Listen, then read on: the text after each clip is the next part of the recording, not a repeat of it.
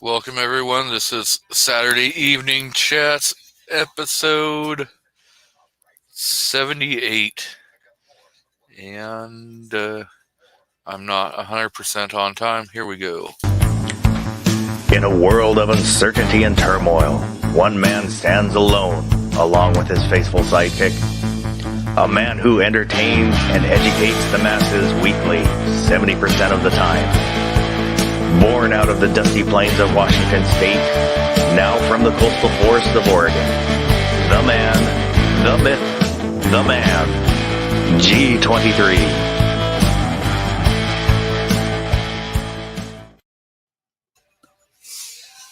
So, tonight we have Mr. DM Foss, the co-host extraordinaire. Welcome. Good afternoon. We're joined by Mr. Guns and Barbecue. Welcome. Howdy. I'm not sure how long I can stay, but I will try to make it as long as I can. Not a problem.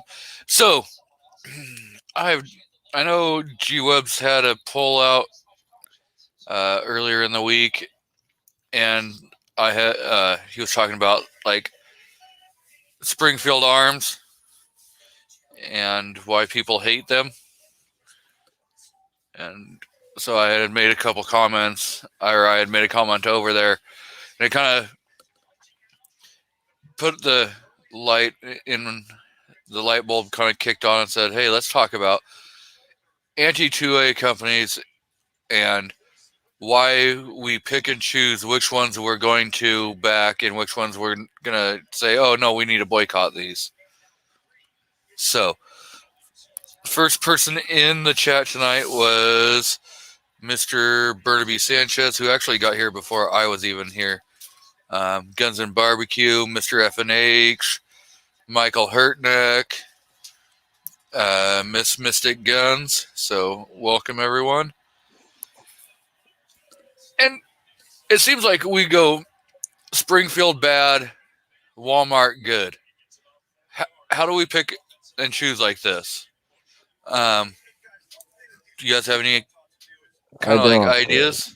I don't go to Walmart. It's not because of their two-way stance. It's because of their crappy Chinese garbage they sell. Sorry, Mr. Barbecue. No, you're fine. You're fine. I didn't mean to stomp on you there. Go ahead, Barbecue. So, comparing Walmart and Springfield, I mean, that's like comparing Ford Taurus to Tomato. Both suck, but why do they suck?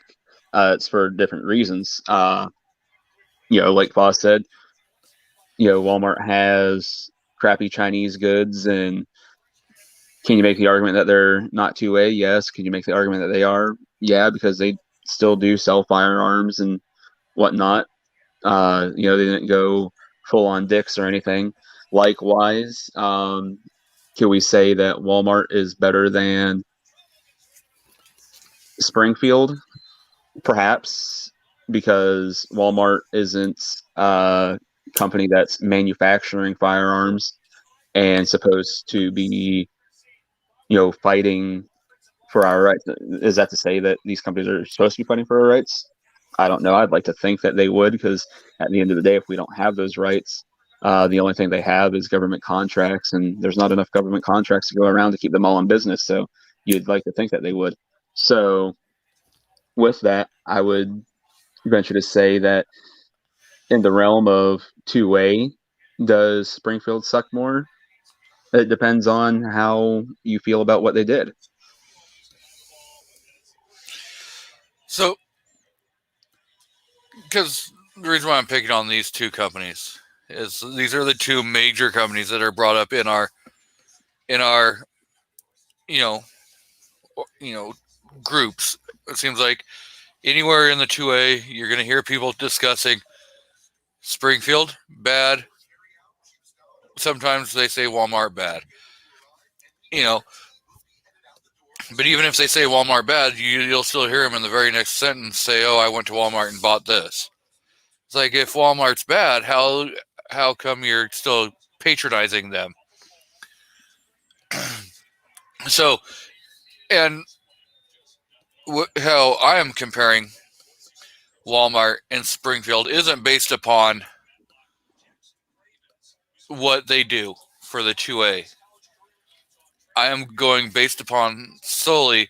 So Springfield did what they did in Illinois. Everybody pretty much knows what, they went and tried screwing people on 2A and other 2A businesses. Where, Walmart has screwed over not only just, the 2A, they're going after a bunch of different stuff. And they pinned a letter to Congress and tried getting other companies where they got Kroger to sign on, and they got a few other, major organizations to sign on, saying, that they should really limit the 2A, and they pinned a letter to Congress, and they've sent anti-2A amicus briefs in back with the New York pistol. So if we're saying which is more anti-2A, the one that is really fighting to take our 2A away, or one that was just trying to get favors for their own company? I mean, wow.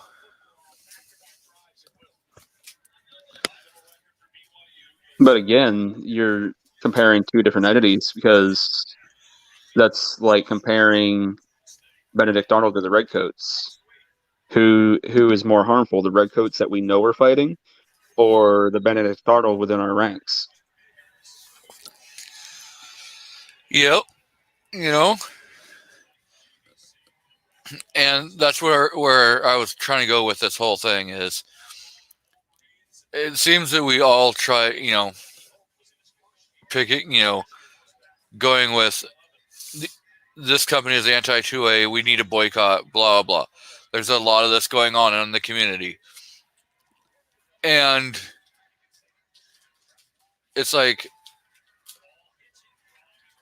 I know the companies I'm not going to support, and I don't go to Walmart. I've made that choice, but it was never based upon what their policies have been like a lot.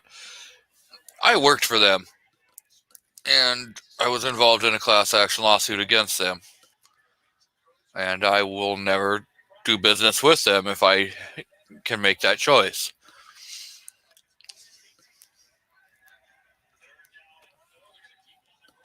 So may we ask what the class action lawsuit was for? NDA. There's an NDA disclosed to that. So I can only say certain things.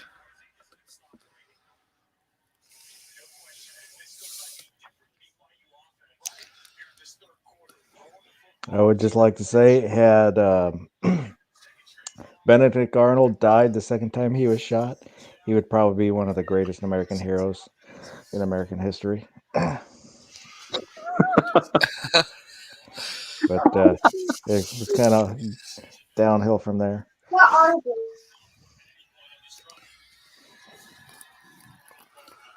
So I threw some invites out to other people, but I'm guessing no one wants to come in and weigh in on this with us. And so I was looking up,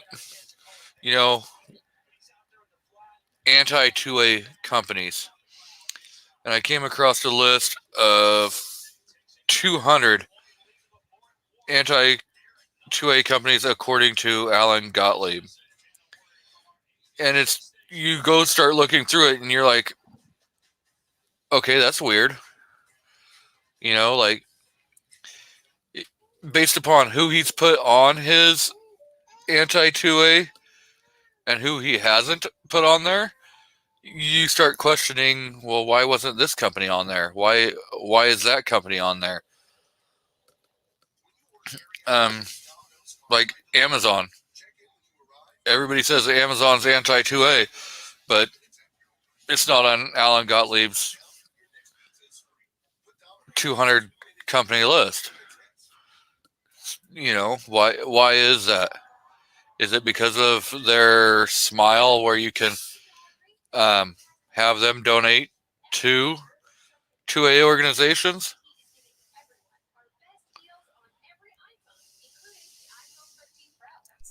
Does it give what the criteria was for putting together this list? He says,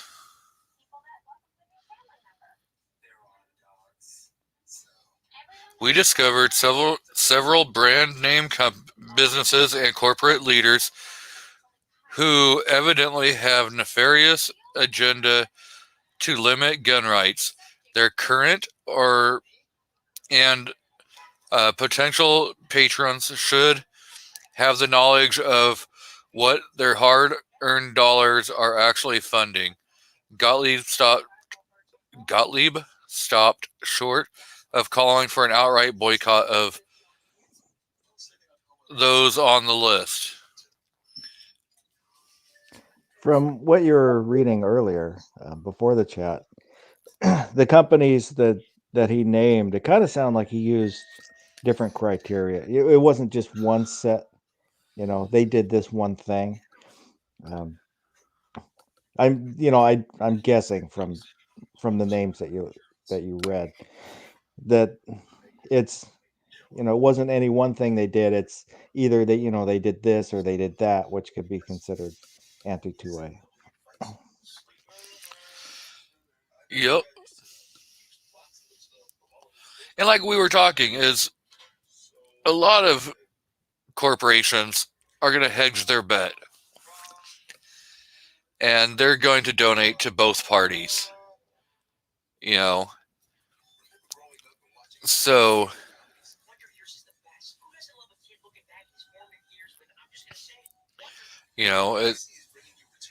and then you can construe it either way you want. You can, if you're a left winger that's hardcore anti-2A, hardcore anti-firearms, you could also be saying, hey, all these companies are pro-firearm based upon what they have done. I see we have roll call out in the crowd. Rick Schweitz out there.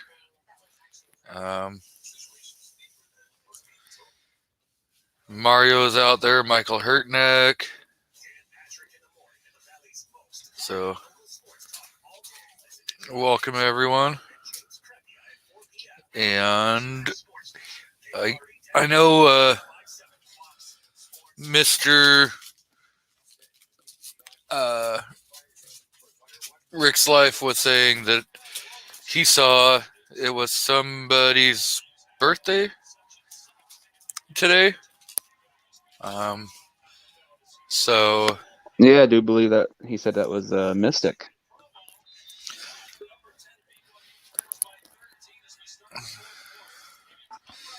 Oh, look at this. We got Artak and Daughters. Now you can begin the program. So, this guy. We have Miss Vanessa Kitty out in the crowd. Welcome. If roll call wants to jump on, just say something, and I'll pop you the link. Roll call. Link popping mother. Oh, fuck. Yep. So,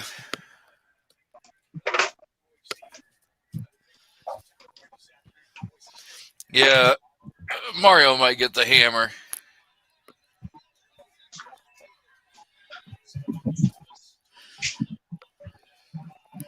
Talking about eating at Bojangles, and it's the shit. It is. Bojangles, man, if you guys ever have a chance to go to Bojangles, you'll never go back to KFC. Oh, bullshit. Dude, the Colonel. No. You can't say nothing bad about the Colonel. All the Bojangles I've been to were very lacking. I just tried the KFC sandwich the other day. They're pretty good. Bojangles, My God, their sides are friggin'. You cannot beat KFC's gravy. Have you eaten Bojangles? Yeah, I puked there a time or two. There's no Bojangles We got- within like 1,000 miles of me. We Oh, got yeah. like 3 of That's those like- damn places here. I'll give you one of ours. They all It's like suck. Popeyes. And say, Now, if I want good Popeyes, I got to go down to Chattanooga on the bad side of town, and then you get good Popeyes. like they've got good sides, but like their Cajun mashed potatoes, incredible. But the chicken, no. And the thing is, I'm not going to a place to get sides. If I wanted sides, you know, I could make those at home. But if I want, you know, fried chicken like KFC does, or Popeyes, or Bojangles, or any of them, I want it to be good. And the experience with Bojangles and Popeyes been lackluster. So Last time I Rich had says, Popeyes, it had I- hair in the I like batter. both. There's different things I like at each store. Bojangles has a kick-ass chicken biscuit in the morning. I think they have a pretty good spicy fish sandwich. That's pretty good. Popeye's chicken sandwich is pretty damn good. And KFC, everything else is fine. so go ahead, Foss. What were you saying? Last time I had Popeyes, there was hair in the coating on the chicken. I mean, like 5-inch long pieces of hair. Just extra protein. Why didn't everybody save that chicken? Maybe that chicken had dreadlocks. So I see we got Mr. Tim S out in the crowd. If he's a great guy. I'll have a video coming out here shortly with a link to his channel. So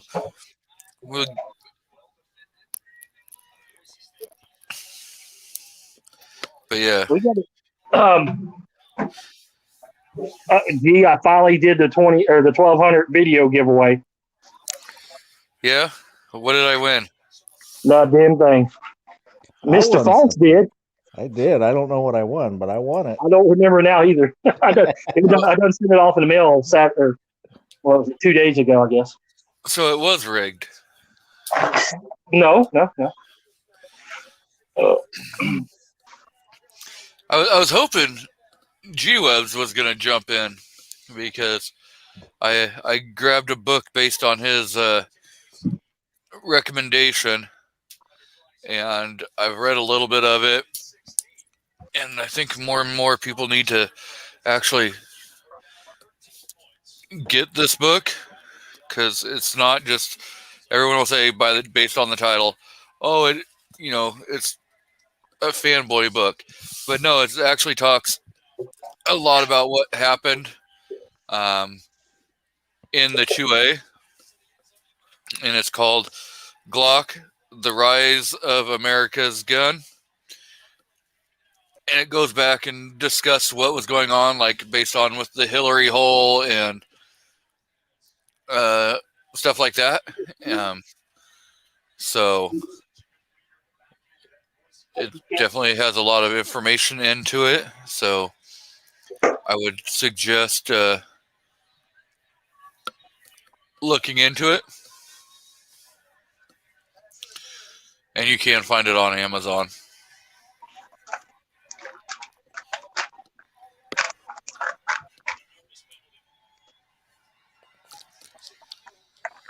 So we were kind of talking, anti-2A companies or we can always go with alleged anti-2A companies, however you want to, because you can use whatever to construe how you want. See, and yet, like Michael Hurtneck, who says, Glock, not my gun. You would be surprised it may not be a gun that everybody wants to own, but what they have done kind of helped save a lot of the 2A. And that's what people need to go and actually read. Buy whatever firearm you want. Buy every firearm if that's what you want, and you can afford it. Well, I try to do that. But understanding, what goes on is also very helpful. That goes back to my 10-part 2A consolidation on what we want. Is that Glock will do some things, SIG won't do nothing. Other gun, Smith & Wesson won't do nothing. Now, and it's like, here's the example. I said it last week for those or the week before last, for those didn't hear it. But every time these idiot politicians come up with some anti-gun laws, they all need to be pushing for them not to happen. Just like the gun owners. The gun manufacturers need to stand up together. Example of a good case that could have happened, which would have made, in my opinion, would have made me want to buy more SIG products. Like when Mexico decided they was going to sue all U.S. gun manufacturers except for SIG, because they had like a $400,000 or something like that big order of new SIG tread rifles going to the Mexican army, which will probably end up in the cartel hands, truth be told. So SIG didn't say nothing to Mexico about that, but SIG wasn't in the being sued either. That's when SIG should have stood up and said, hey, you drop this lawsuit or you go buy your rifle somewhere else. And where the hell else are they going to get them at? HK, they might be able to buy 3 HKs for that price. You know what I'm saying? Brazil. I don't even think any gun manufacturer in Brazil makes rifles, except for lever actions and 22s. You see what I'm saying? They need to stand up and say something. Turkey.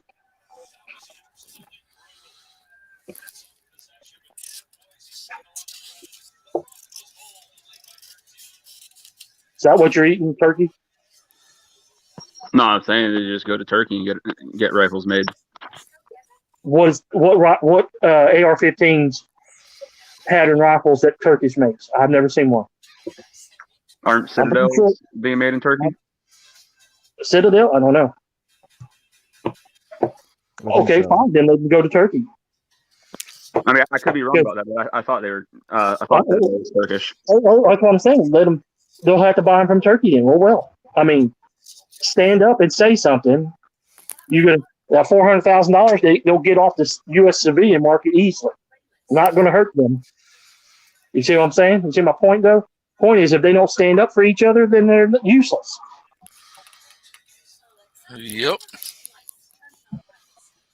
That's the thing. That's why everybody, the 2A community is so split. Yeah, because there's a lot of stupid people in the 2A community. They all fight. Everybody fights for, what's happening now? No. We need to go on the offensive. Stop being defensive. Start attacking 2A, anti-2A legislation right out the bat. Everybody. Gun manufacturers, all of it. Whether FUDs, everybody. If we don't, we might be lucky if we end up with single-shot damn rifles and 6-shot revolvers is what we'll end up with. And then they'll come after those. Australia is a good damn point. Look how the Australian people are being treated by the government. You think that shit would fly here? No damn way. I mean, I was sick and tired of being scared all the time because of some Dianne Feinstein stupid ass or Nancy Skeletor Pelosi or Chuck Suck a Dick Schumer, stupid fucking Mitch McConnell. I'm a Kentuckian. I tell you right now, half my people up there right now, they're not going to vote for his ass again after this. After he just compromised again with them. You ever notice how Democrats are always on the attack? They're always picking at something, and then the Republicans say, "Oh no!" And then when the Republican gets in power, we get nothing but the status quo. Oh, That's turtles like me. That's because they have no fucking backbone. Service. No, it's because they know They have no backbone. what to say. No, it's nothing to do with the backbone. It's they know what to say to get our votes, and then they go, "Okay, we got the votes. We don't have to do anything now." Again, they have no backbone. That's what I call no backbone because they're not doing nothing. No, if you don't do have to do anything because we don't hold their feet to the fire because they know they have our votes. I guarantee you that. If they lost our votes tomorrow, maybe they would do something. But as long as they know that they have the votes, why are they needing to do anything? Because they need to. That's what we're putting them there for, to do shit. But that's why half of them didn't. They know that they have the votes on a lock, so they're going, we don't have to worry about it. We got this. No, then it's up to us to show them they don't have the votes. Primary their asses. That's my point. Yeah. Okay, then once you get enough primary ones, and then those primary people better know if they win and we put them in, and then they win the general election, then they need to know that, hey, if you don't push legislation that we want, like the Democrats get pushed with all those nut jobs they got, then you best do it or we're going to vote your ass out. Because right now I have 2 representatives and a senator and 2 senators that are not getting my vote when they get primary. You got Marsha Blackburn. If she votes for the fucking to raise the debt limit and what the other idiot that we got, they both vote for that, they're done. I'm done with their asses. Oh, Chuck Flashman, he voted for the red flag laws against the military. Dan One-Eye Crenshaw, who lost half his brain in Iraq, votes for that shit all the time. And then, you don't know, that's not in the final bill. Then why vote for it to begin with? That's bullshit. I'm calling bullshit on these Republicans. And I'm tired of their asses too. You get in there, we should have suppressors should have the Hearing Protection Act should have passed, and then they come up with the fucking Las Vegas thing with the bump stock bullshit. And no one's going to touch that now. Why? You're all going to lose again. And there's a pattern to the elections. And Joe Puddinhead up there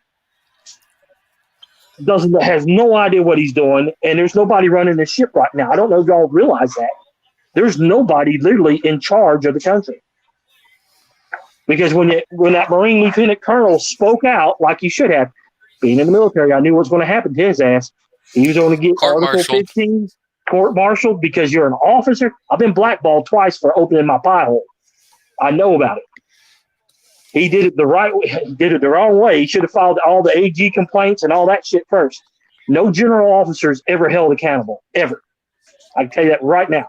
Milley with that stupid phone call to the Chinese, dude, that's traitorous. You shouldn't even. I don't care if it's true or not. If he did it, dude, you're gone. You should have been shook hands.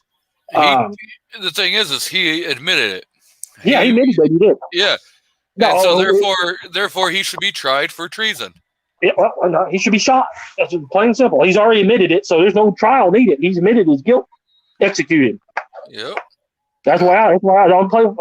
I guarantee you this ass. I guarantee you this. If we ever get in a war in China and he goes to the front, somebody's going to frag his ass. Well, hold on. Now, with that, did he? What was Trump trying to make China think we were going to go to war with them, or was? Nope. Okay, so hold on. Oh, fuck this. We don't need to tell them that we're going to attack them. Period. That's he's already committed treason. You don't do that. I guarantee you, he would be a friendly fire accident if he goes out into the field. That's how NCOs take care of bad officers. It happened all the time in Nam. I guarantee you, it happened in Afghanistan and Iraq. You'll have a bad officer, toxic, dumbass fucker. He gets fragged. Oh, how'd that happen? I don't know. Give him a Purple Heart, box him up, send him home. He's a dumbass.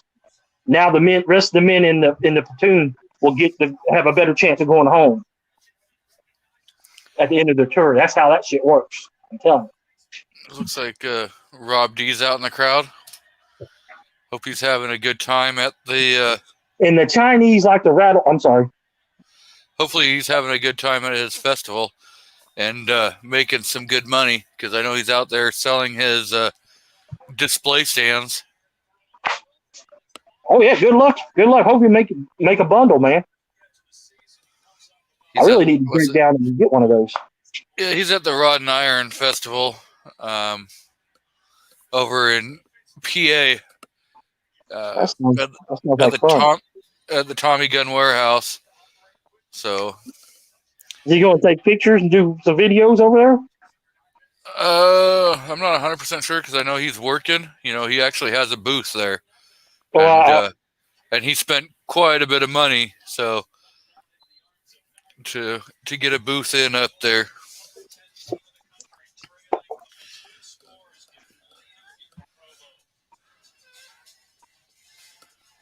So, I'm going to look at the poll.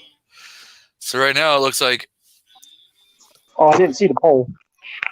It looks like Walmart is in second place at 29%. Springfield is at 24%. And Amazon is running away at 47%. I don't see the poll. Oh, yeah, you have to be on the YouTube side. Oh. It doesn't show up in the StreamYard chat for some reason. And Rob says that he would have been making more if I was out there flipping a sign for him.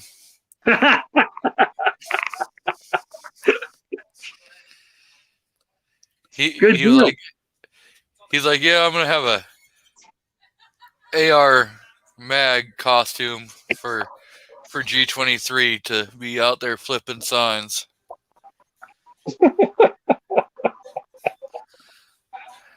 Hey, I would have chipped in on the airfare for that one. That would have been just saying. One hell of a costume bill to have that made.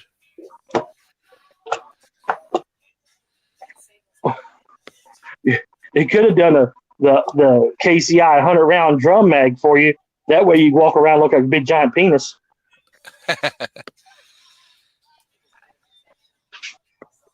I would have came to PA to see that. Yeah. There's lines that just don't get drawn. Oh, come on now. Hey, what? He could have put KCI on the front of it, and on the back of it, future rocket for Jeff Bezos.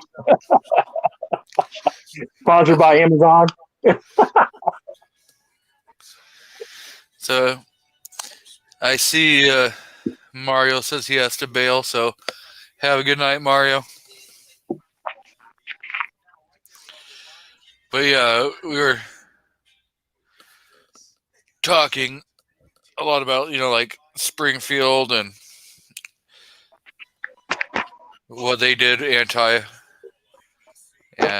yeah, that was terrible because and that would have hurt a lot of mom and pop gun shops in Illinois, and they got lucky. They dodged a bullet because they had a Democratic governor that vetoed it, which is kind of odd.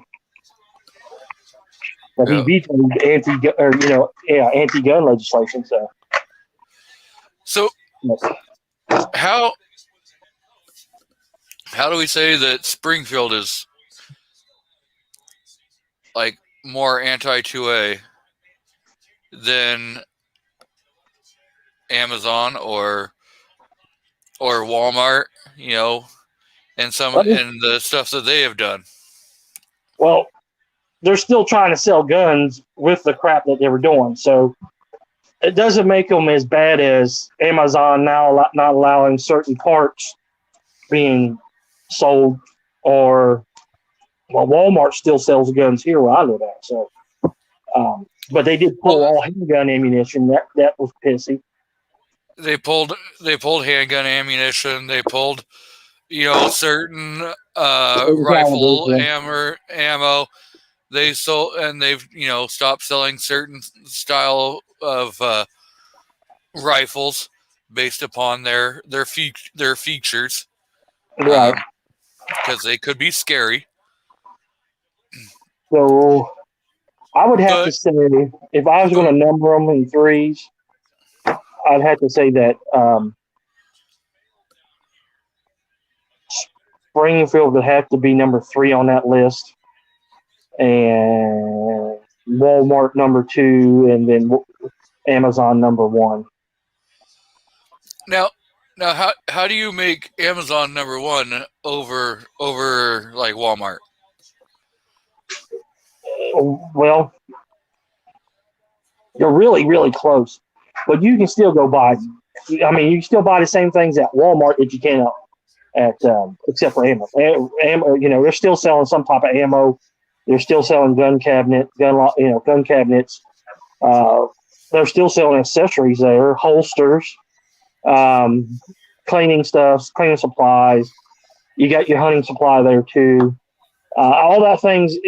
It's because they still sell guns. Basically, only thing that puts Walmart at number 2 instead of number 1 is that you're still selling some type of firearms, and you can't buy firearms off of Amazon. Okay, but Amazon's never allowed and they've never offered that service. Right, so they're losing out on that, I think. But so you're picking Amazon as number 1 when, like, if you look at the actions of the corporation, here is Amazon, who hasn't pinned any letters, hasn't signed letters, to Congress or to presidents or to Supreme Court, calling for, the loss of your constitutional right. Right. Whereas Walmart clearly has. True. I'll give you that. But Amazon stopped selling AR-15 parts. I mean, they're sneaking them back on there as airsoft parts now. They'll call them airsoft parts, and they're good to go. And ow, I almost fell down the stairs getting down here. But they donate tons of money to all kinds of left-wing nut job organizations out there. I'm pretty sure if we look hard enough, they've given a lot more money to the left than Walmart has. Especially when him and his wife just gives it up constantly. I know. His former wife? Yes. And but if Walmart CEO changes, their policy could change. I don't see. Trust me, Amazon will never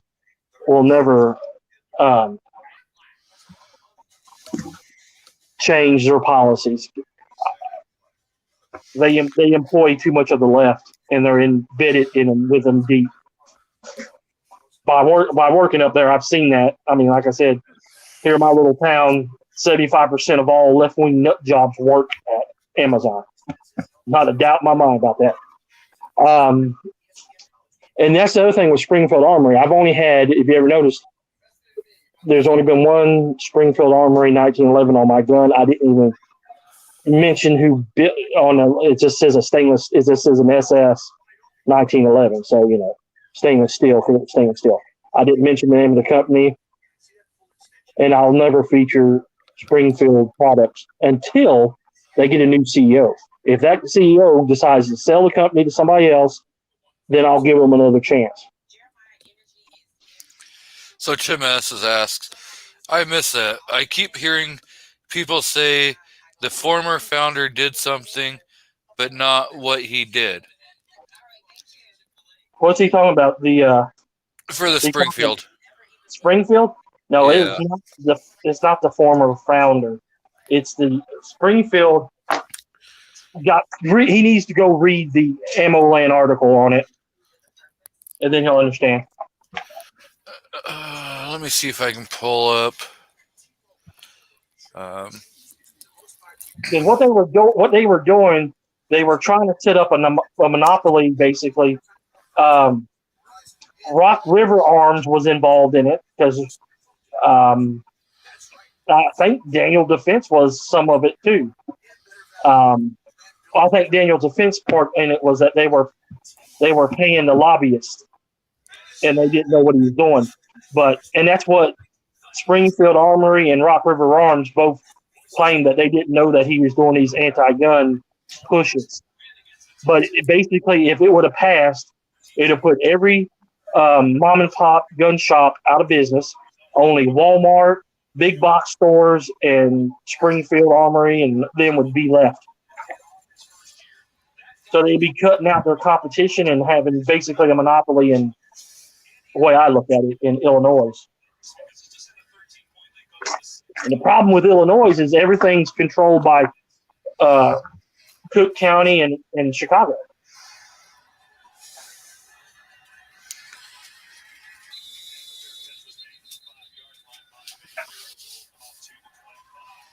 Okay, so there's a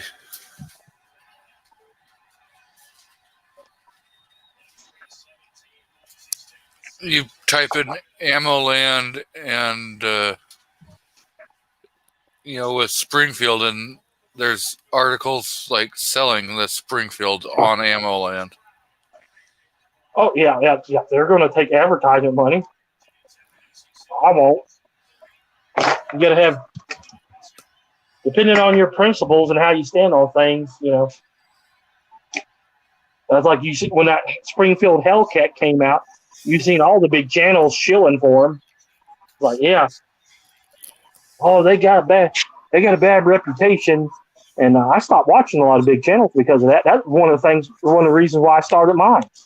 Like, dude, y'all a bunch of assholes. You're just taking that free gun or free money and running with it. I said, yay capitalism, but you have no morals, no ethics to yourself. Same way with like Hitchcock 45. I used to watch him all the time.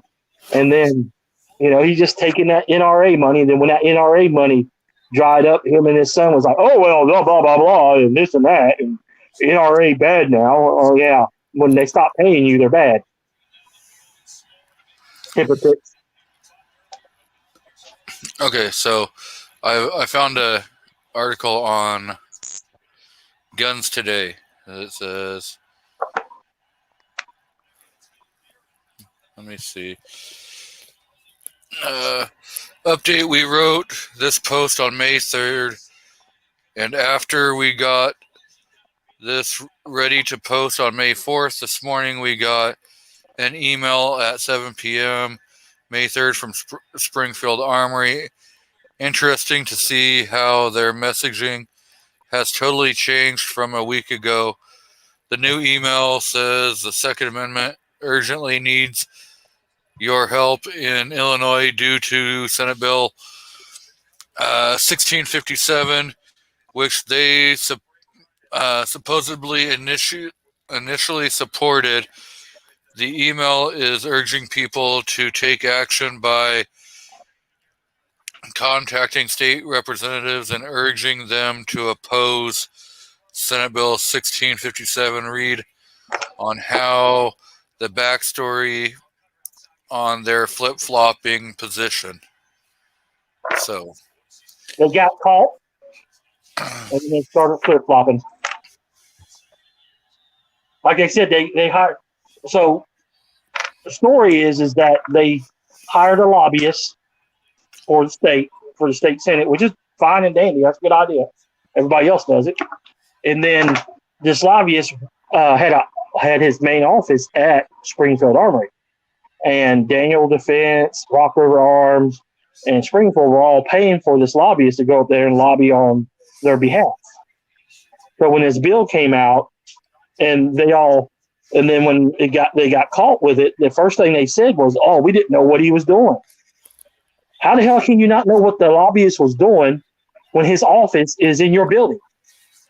And why don't you know? Why aren't you in there checking on? Say, hey, this and that. What about this bill here? This and that. You know what I'm saying? So you put all this money into this lobbyist and then naively left him to go unchecked. I find that hard to believe.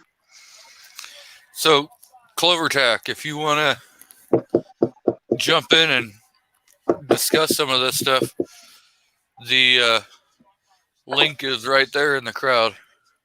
So, like my whole point is when Springfield Armory gets a new CEO, they sell the company to somebody else, then I'll start featuring their stuff. I don't like their XD guns anyway. I love their 1911s. I love their M1A1s. They make some damn good M14 clones. Welcome, Mr. CloverTac. Thanks. So, and you know, I think you're the only person that responded to my comment back over on G-Webs when I made the comment about the, anti-2A. And Okay. you were the only one that actually had any kind of good answer, and so Well, two things, right? Two things and I haven't, admittedly, I haven't been listening, but just a few minutes here. I don't know how long you've been on. Looks a while, it looks like. But anyway, so two things just immediately pop into my head, according to what I've heard the last couple minutes. Number one, and you know, let me just say that I don't represent, nor do I work for, nor do I own any of these companies, right? So we're talking complete speculation here. But let me throw a thought experiment out there first to say that, well, they don't know. They pay that lobbyist, and they, you know, how do they not know what's going on? Well, how many people send their dues into the GOA, the SAF, or the NRA and have no freaking clue what's going on, right? It's not uncommon to, how many people pay a roofer to roof their house, and then finally the roofer says it's done, and then it's all jacked up and there's all kinds of problems because they're not paying attention. My point is, people pay people to do things all the time, and that's the whole point, at least in my mind. Now, I am of the mind, right, that I don't have a lot of money, so I'm going to watch somebody like a hawk if I'm paying them to work on my car or my house or this, that, and the other to make sure it gets done, and it gets done right, because I don't got the money for it to get done again, right? But most of the time I'm going to do it my freaking self because, again, I don't have the money to pay somebody anyway. But that's not a foreign concept, and again, I'm not taking up for them. I'm just saying that, you know, you pay somebody to handle stuff and you think that it's getting handled. And then how often do you hire somebody that's a lobbyist without, or is it possible you could hire somebody that's a lobbyist that is not like a staunch Second Amendment person, right? And then so they didn't see anything wrong with compromises or whatever that's being made. Second thought experiment is this whole idea. I started to vote in your poll, and it's like, you know, the most anti-2A, right? And I'm like, you know, I've got a list that I stopped compiling after like 800 companies that, if you want to just nitpick about stuff, are anti-2A. So, you know, at some point, and until you've been a business owner, and especially until you've worked for at higher levels or understand really huge businesses, especially on the scale of like Amazon and Walmart. Springfield don't even deserve to be in that list, right? Amazon and Walmart are two totally separate beasts than is Springfield, for sure. But at that level, you know, it's not, depending on what you do. People say, well, Walmart pulls handgun ammunition from the store. Oh, they're anti-2A. That's a business decision. That's not anti-2A. So we need to get specific about what are we talking about that these companies did, right, that are anti-2A, because them making a business decision to not sell something in their store based on some type of liability issue or something that they see as detrimental to their bottom line, their shareholders, ultimately the people they employ. Walmart and Amazon both are bad examples because they're pretty horribly run companies as far as how they treat their employees, or at least, again, that's speculation, but that seems to be the consensus. So horrible examples, but that still doesn't make the premise any less valid, I don't think, right? So what are we talking about? Did Walmart lobby to, institute an assault weapon ban? Well, okay, there we go. Okay, they're doing some anti-2A things. That's far, far different than I'm Walmart. My lawyers are telling me that it's going to be a whirlwind of crap. We're going to lose profit, stock. We're going to lose profit margin. We're going to have to lay off people. Blah blah blah blah. Or we stop selling handgun ammunition, right? And they don't sell handguns and haven't sold handguns in the vast majority of Walmarts forever anyway, right? So from a business standpoint, is it that big of a leap to go, well, we don't sell handguns, so we're going to tell you what, we're going to, and even the 223, 556, 762, 51, 308, 762, 39, to an extent, as long as they have ammunition for the firearms that they're selling, right? Then from a business standpoint, I don't necessarily see the issue, and I don't see that as anti-2A, right? Are they firearm friendly? Okay, that's a whole different thing. It's like, they're not really firearm friendly, but I think you can be not firearm friendly as a business and still be not anti-2A, right? In other words, can you be? I guess that's the question. A lot of people draw that line in the sand, and this is where we get into trouble. We'll never widen the tent. We'll never open people's eyes. It's like, okay, well, you're all or nothing, right? You're either pro 2A or you're anti 2A. There's no middle ground. There's no, There's no fence sitters. Yeah, right. There's no fence sitters, and there's absolutely 100% fence sitters is the problem. Exactly. And that's where I was going with a lot of mine is that you look at what, like, corporate donations, where a lot of people make their opinions. Is this company an anti or a pro 2A company based upon donations? Like, who are they donating money to? And like Foss was saying also, and a lot of them are hedging their bets. They're donating to both sides of the party. Well, yeah, smart business play. Exactly. So depending upon which side you're on, if you're pro 2A or if you're anti 2A, you can take those same donations and say, well, this company is anti 2A or this company is pro 2A. Yeah. Based upon what a donation is, when all that company mainly is doing is hedging a bet.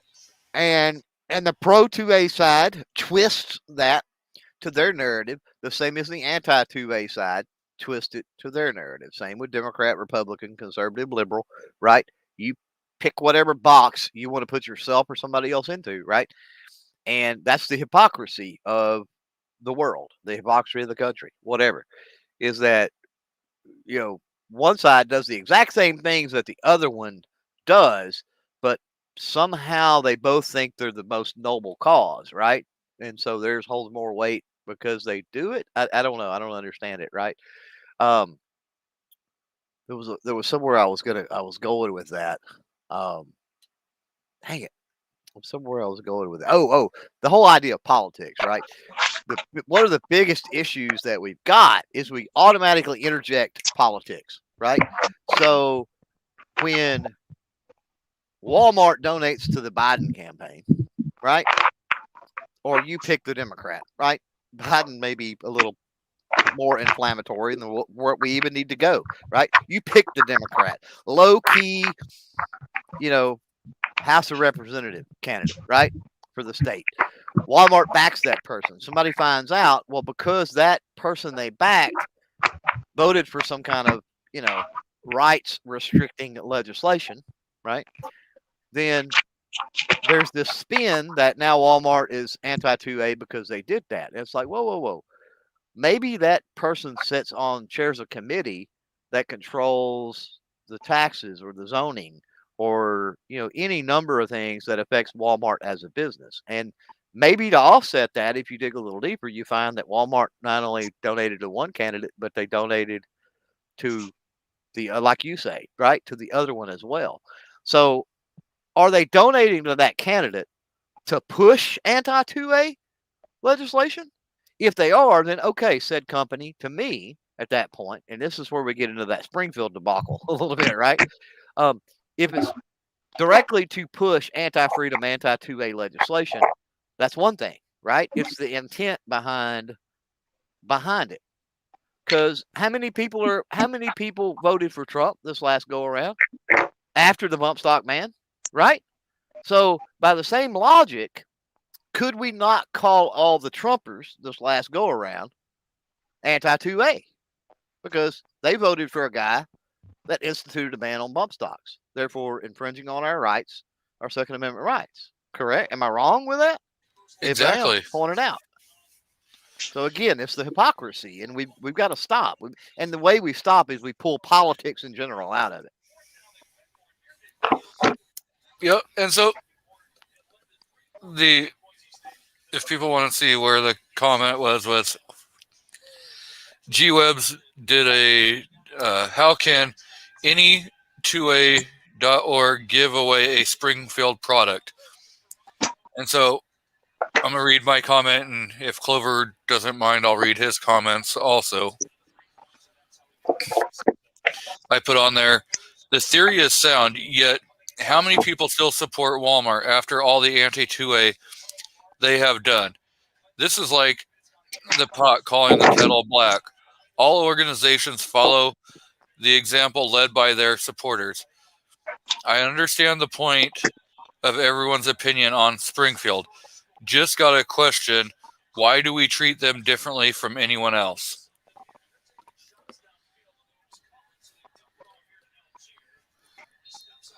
So, well, my answer to that would have been because they're a gun manufacturer. They're not Walmart or Amazon.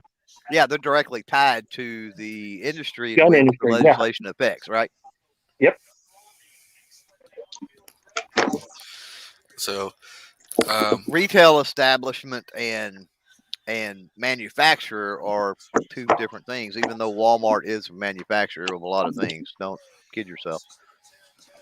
Or they're vested in it anyway. So, yeah, I mean, working food manufacturing for as long as I have worked, and for many different companies, they actually will pay companies to like manufacture their product that's only sold at Walmart. Oh, They supply all the packaging, so that this way, like, they supply all the packaging, so this way it's labeled with Walmart's, Market Street or whatever, Well, take it away from Walmart. That's common practice, period. Yeah. In the grocery industry, right? So that's Costco does the same thing. Yeah, not under specific to Kirkland. Walmart. Yeah.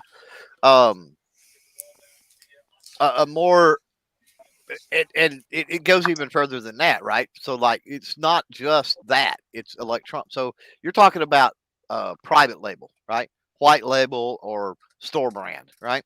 So let's take this a bit further. What's interesting is when you get into electronics, and this also applies to firearms. So many of your big major retailers, they go to Vizio, they go to Sony, they go to HP, they go to Dell, they go to whoever, right? And they say, hey, we want to, carry your product, or that company approaches Walmart, and they, an agreement is made, and it's like Walmart tells them basically, okay, we're going to pay X number of dollars a unit. And the company says, let's just say it's HP. The company says, well, and I know this because I've been in the IT for 2 years. There's a big difference between electronics bought at Best Buy, back in the day, Comp USA, Circuit City, Walmart, that there is directly from the manufacturer or an independent retailer such as myself, right? Or that I was back in the day. Big, huge difference. Why? Because those big companies say we're going to pay X number of dollars a unit. You make it work, right? Talking about to the manufacturer, and the manufacturer takes that model and they cut corners, right? They put less memory in terms of a computer, right? They put inferior resistors and transistors and diodes and chips, right? Maybe they don't spend as much money on quality control. Maybe they put inferior screens in them, right? Maybe they put older technology stuff in there. Happens all the time. And a prime example in the gun world is go to Walmart right now today and buy a Savage Mark II 22 rifle. That is not the same rifle as you're going to get directly from Savage or from a distributor that gets them directly from Savage, right? Or your local FFL dealer ordering one. Not the same rifle. There are tons of differences in the way it's the fit and finish, I should say, and then some of the features as well. For example, you're not going to get an AccuTrigger in that particular Savage Mark II, which is one of the appeals of the Savage rifles in general. So it makes no sense, right? But you're going to get it at a cheaper price as well. So you got to, that was a compromise or a request or whatever you'll call it that Walmart made. So they Savage, we're going to sell this rifle in our store. Here's what we're going to pay. And Savage was like, okay, in order to fill this purchase order, because Walmart don't give a crap, right, whether or not it has an AccuTrigger. Let's be honest. All they want is to be able to say they carry the Savage Mark II, right?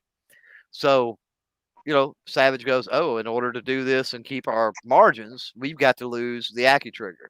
Oh, we've got to, not send it through this final finishing process on the metalwork or whatever, right? And sadly, you get an inferior product. And that's not just Walmart. But, if you start digging down that rabbit hole, not just Walmart and Savage, I should say. If you start digging through that rabbit hole, when you talk about Academy Sports and Outdoors, when you start talking about Bass Pro Shops, Cabela's, those big chain retailers, the same thing is going on with many different brands. So you got to be careful when you buy from them. You really do. But a lot of times the price is worth it for folks. Yeah. And let's face it, and folks don't know. That's number one. Is folks don't know. And then number two, even if they did know, well, it's worth it to them for whatever reason. So, and we label like Dick's anti-2A because they stopped selling firearms and stuff like that.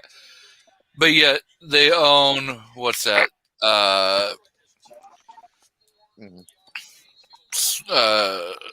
Field and Stream. Field and Stream, Yeah. and yet Field and Stream still sells firearms. Well, the Dick's thing is a lot deeper. Yeah, okay, it was political pandering, right? There's no doubt. There's no doubt because the timing just lines up, and it was political pandering. There's no doubt it was political pandering. Now, does that equate to anti-2A? I don't necessarily think so, right? And you're talking about somebody that I may have at one time ordered something online from Dick's, and it was fishing or hunting related or something like that. It certainly wasn't a firearm. I may have, but I know I've never set foot in a store, or anything like that. So I don't got a bone to pick either way here because I don't shop them, right? And I'm not locked into a situation where I would ever have to. But if you go back and start looking at the history of Dick's, before they made that decision, they was already shedding a lot of weight. Dick's was having, because they were like, oh, well, we boycotted Dick's and now they closed this store and closed that. Well, I know of 3 new Dick's stores since all this hoopla happened with Dick's. I know at least 3 new Dick's stores within, I'd say, a 100-mile radius of me anyway, right? Because I'm not close to anything. But I know at least 3 brand new stores that opened. Well, if they were in such dire straits and we did, then how are they opening new stores, right? And the problem is they was in the process of shedding some weight and restructuring and doing things before the whole, oh, we're not going to sell assault style weapons, came about, right? And before the whole, oh, we're not going to sell guns or whatever came about, they had done, talk about fishing, right? If you go back and look, Dick's has shed something like 60-something% of the brands, their fishing brands and stuff, across wide variety of different stores and stuff like that. Why? Probably because those stores, honestly, were probably, not close to lakes or rivers or the ocean or anything like that, most likely. So, when they made that decision, and then another thing is people say, well, okay, I'm not going to shop at Dick's, or they say, oh, well, they quit selling XYZ. The margin of money that Dick's was making off guns anyway was nothing. And it's the same way with Walmart. You know what I mean? You're talking about companies that you're getting upset and calling them anti-2A because they're not selling something, right? Well, here's the thing. I talked to a company at USCCA. This company makes the stick-on grips, right? Counter to competition to something like a Talon grip. And they had a few different colors there. They had like a gray, the gunmetal gray, black gunmetal gray, and then they had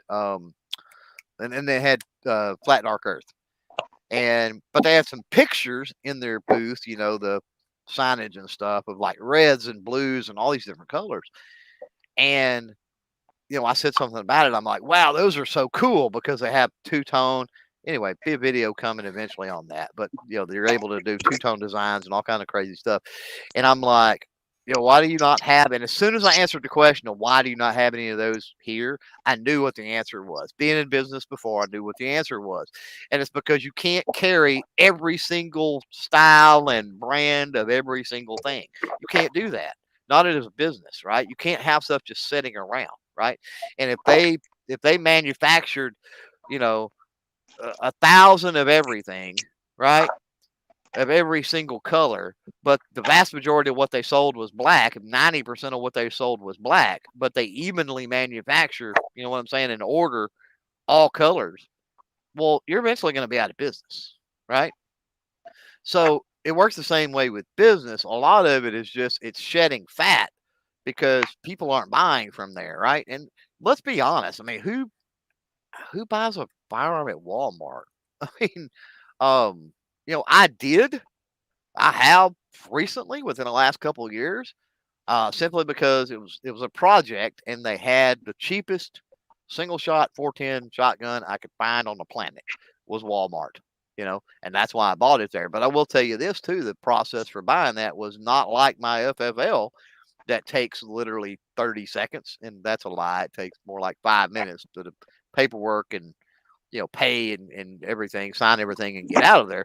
But it took better part of an hour, probably, from the time I said, hey, I want that, because they had to get somebody to unlock the case. They had to get somebody to pull the tag. They had to get somebody to go check the inventory. They had to pull the manager over there to turn a key to even be able to unlock the system for me to do the paperwork. Then I did the paperwork. And then they don't even accept my concealed carry, right? They do the NICS check regardless of whether you got a concealed carry. Walmart does, or they did at this store. So you got to wait around on that. I mean, just horrible experience. Yeah, Rob out there, he's saying only new people buy them at Walmart. Yeah, people that, they see them at Walmart, they're just getting into them. I can see that, right? Yeah, I can totally see that. Or maybe their first time they're going hunting, or maybe they're buying their kid the first 22, or, some crap like that. But, yeah, it's very low, and that's obvious. Walmart, at least around here, it's really easy to tell because you can't ever find help in the sporting goods section, right? Of Walmart, and at least again in the ones around here, and that's part of it. Like most of the time, Walmart's around here. Correct me if I'm wrong. If anybody else has insight on Walmart out there, don't correct me if I'm wrong, but let me know what it's like in your area. But around here, it seems like the person that works sporting goods also works paint and hardware, right? And they spend more time in paint and hardware than they do in sporting goods. And I've had that come directly from their mouth and them tell me that. So it's just the margins aren't there. Where I'm at, we're big time. We got 2 Walmart. Both of them always have somebody staffed for the sporting goods section specifically. It might be because, like you said, location. We're near a lot of fishing and a lot of hunting areas. So yeah. Yeah. Well, and that's too. I mean, Walmart gives a lot of leadway to their regional and even store manager level, right? Mhm. Yeah. So if you'll read into, even when they said, "Hey, we're pulling pistol ammo," and they said, "Hey, we're doing this and doing that," a lot of it is, they say that it's up to management discretion. A lot of stuff. Well, why do they do that? Because exactly what you're saying, Artac. Because there are certain, Walmart as a whole, they may, maybe they only have a 0.3% margin as a whole, as a company, right, on whatever the product is, right? Mhm. But that one particular store may have a 18% margin or 25% margin. You know what I mean? Especially if you're talking, put it in the context of fishing, right? Like a store next to a big lake or, something like that, right? The margins are obviously going to be much higher. So that's a smart play for Walmart to allow that leadway rather than just axing the whole thing. But unfortunately, a lot of your big talking heads, this is the headline culture we're in. Somebody will throw out this gotcha headline that invokes a lot of emotion and stokes the flames of discontent, right? And most people read that headline and then they comment on the headline, right? Instead of getting into the fine print on a lot of stuff. And I've literally seen people that they cherry pick an article, right? And I'm talking about pro 2A, pro freedom people that literally cherry pick an article, and you pull up the same article while you're listening to the video or watching the video, and you go pull up that same exact article and you read through it and you're like, why did you not mention this? Right? This completely changes the context of what you're talking about. And they don't change it. There's a reason. If they change it, they're not going to get the views. They're not going to Right. rile people up, because what's going to happen if they rile people up, stoke the flames of discontent, and play to your emotion, which is a leftist tactic, right? That we all too often blame the other side for doing. Again, we're back to hypocrisy. But if they do that, then the person that views that video is going to share it and tell 15 buddies, "Oh man, they're coming after our guns," and go watch this, right?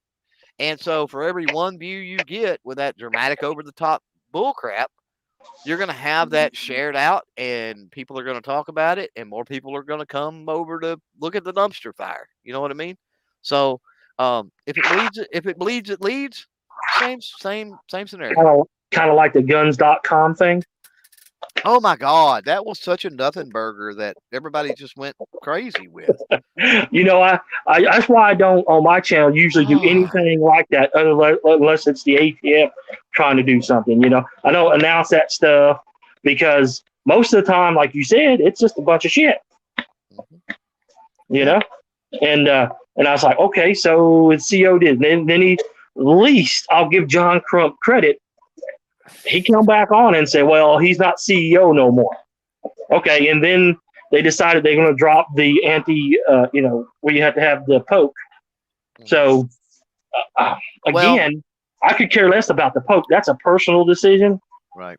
Whether you want to get it or not. I've been on that the whole time. You need to talk to your doctor and see if that's good for you.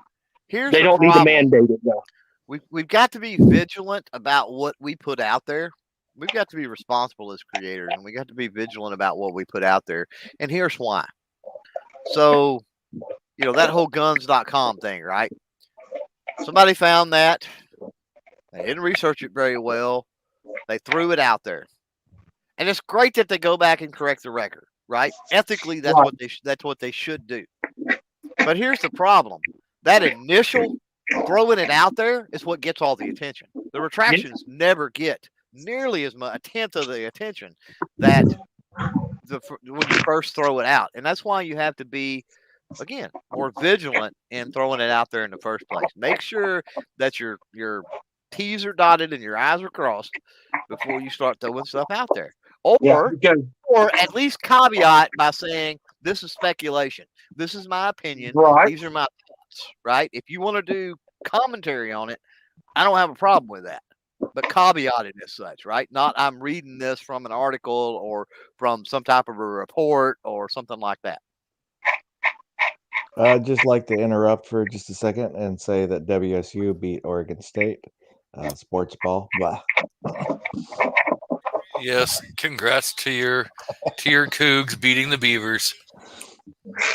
They pounded those Beavers. That's so hilarious, Cougars and Beavers. That's a game. dude. You know how far in a rabbit hole we can go with that. And I know, right? so I'm trying to be good here. I lived in Washington, and I was not very far from Pullman, which is Washington State University Cougars. And now I live in Oregon, and we have the OSU Oregon State Beavers. So there's no chance that we can get a triple playoff game between the Beavers, the Cougars, and the Milfs. well, what you need to do is have the Trojans involved. Oh yeah, there we go. Yeah, I forgot about that. Holy shit, that's hilarious.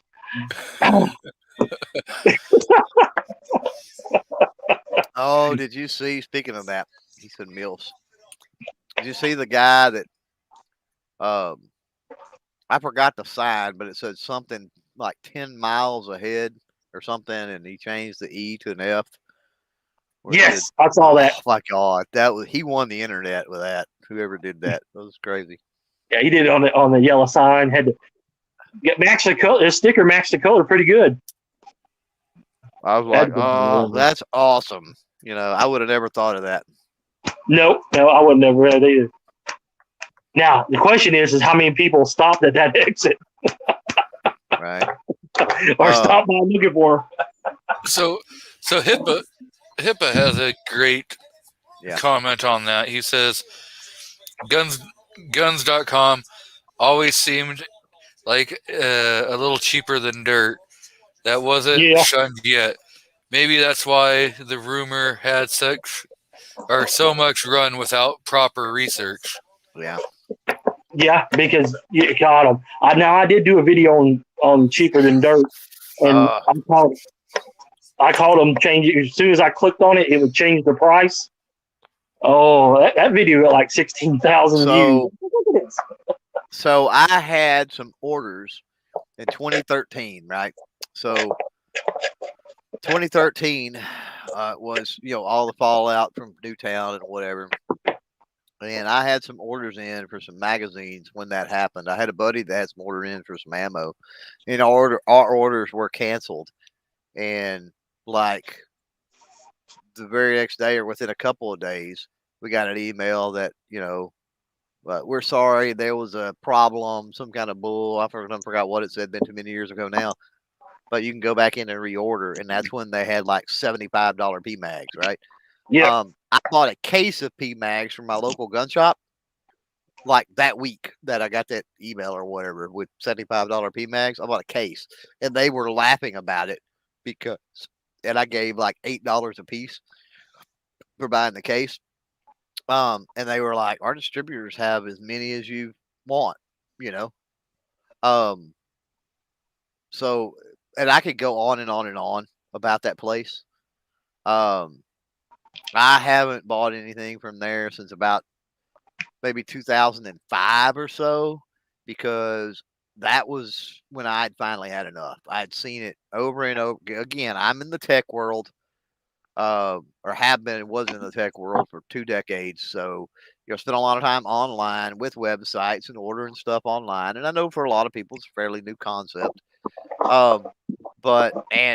Just communication without social media and stuff like that. I was into that long before anybody else really was. And so, I was hearing a lot of stuff, right? And there was issues with ever since they've been in business. But, Cheaper Than Dirt guns.com suffers from a similar issue as Cheaper Than Dirt in that it wasn't a business. Let me caveat this by saying this is my opinion, right, of both of them from the way I understand it. That they're not like gun people that said, hey, let's start a business, right? They were entrepreneurs that said, ooh, look at this, let's start a business, right? So their corporate structure, it's not rich and deep with firearm heritage and ownership and all of that kind of stuff, right? So, that being said, I haven't seen a lot, but I'll tell you one that people suckle at the teat of all the time that is just as guilty as any of them. And I hate this company. I hate them. And I'm not going to tell you to boycott them, but I would tell you to maybe wake up and smell things before you take their affiliate money and pimp all their stuff out and recommend people go buy stuff from them. Is Optics Planet. Optics Planet is another one that's up there, in my opinion, as far as it's just bad about stuff. I hate Optic. Oh, With a passion, because they mainly because of their shipping. They're like 2 weeks from everybody. I've never even given them a time of day to even like go and look at their stuff. I just don't like a lot of their business practice, and you can clearly see it when you type in, like an optic, and you see a lot of the stuff that pops up on the internet, and you're like, why is this so much of a difference? And that kind of throws up red flags when you have huge differences. Yeah, I haven't bought anything from either of those two, just because you hear the same complaints over and over and over. Yeah. So there's got to be something to it. Yeah. Now, Pippa out there was talking about, Bernie out there, he says, how in wide world of crazies does Cheaper and Dirt stay in business? And HIPAA's not wrong, says ignorance and newbies. And then HIPAA goes on to say, in favorable search algorithms. Yeah, that's CTD, again, has been around a very long time. And when you talk about weight in search engines on stuff, that matters. That matters big time. So, and how much do you pay it, for to be at the top of the list? Also, at this point, I don't know that they got to pay much, because they literally have been around. My little business, as far as computer stuff, and I've officially been around with it. I started in like '98, right? And my domain and everything else was just smacked down, even like major manufacturers and stuff, on certain searches. I mean, it's crazy, and it's just because it'd been around, right? It has that legacy power when you're talking about search, and it does matter. Yeah, I bought 3 things from Optics Planet. Never buy anything there again. I used to buy all kinds of stuff from Cheaper Than Dirt back in the 90s because, I do World War II reenacting, so they had a lot of World War II surplus and stuff like that. Yeah. And used to buy it, and then thought they was okay until that Sandy Hook $80 fucking T-Mags. My brother, I tried to warn him. He bought a thermal scope from Optics Planet, and I tried to warn him. It's like, don't do it, man. And this particular brother seldom listens to me anyway. And he got burned on $5,000 worth of thermal that basically is, in my opinion, it's paperweight. Is it usable for some things? Yeah, it's usable for some things, but it doesn't work right for a $5,000 thermal.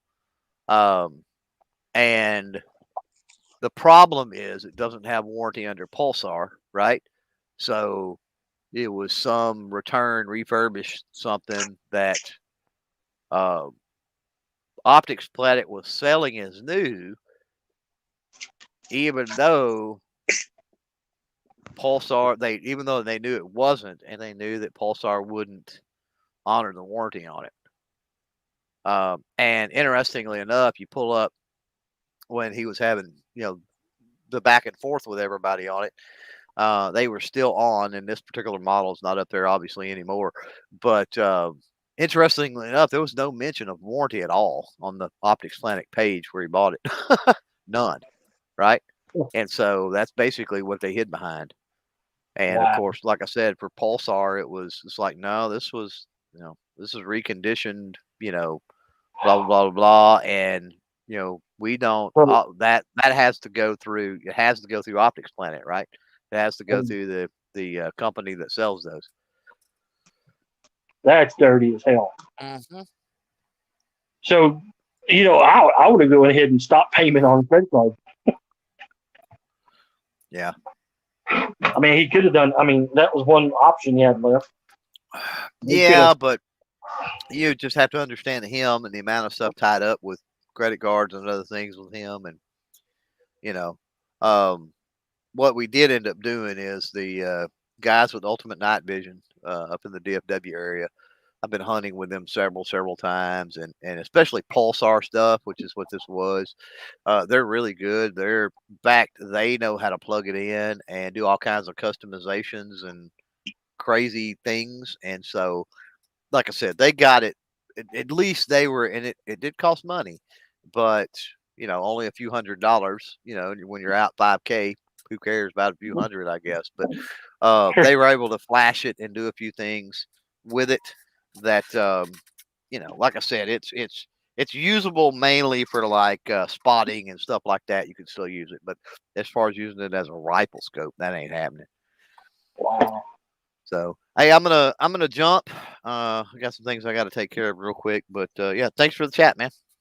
Hey, thanks for joining and throwing out some great opinions. Well, you know what they say about opinions, right? So Everybody's not an asshole. so later.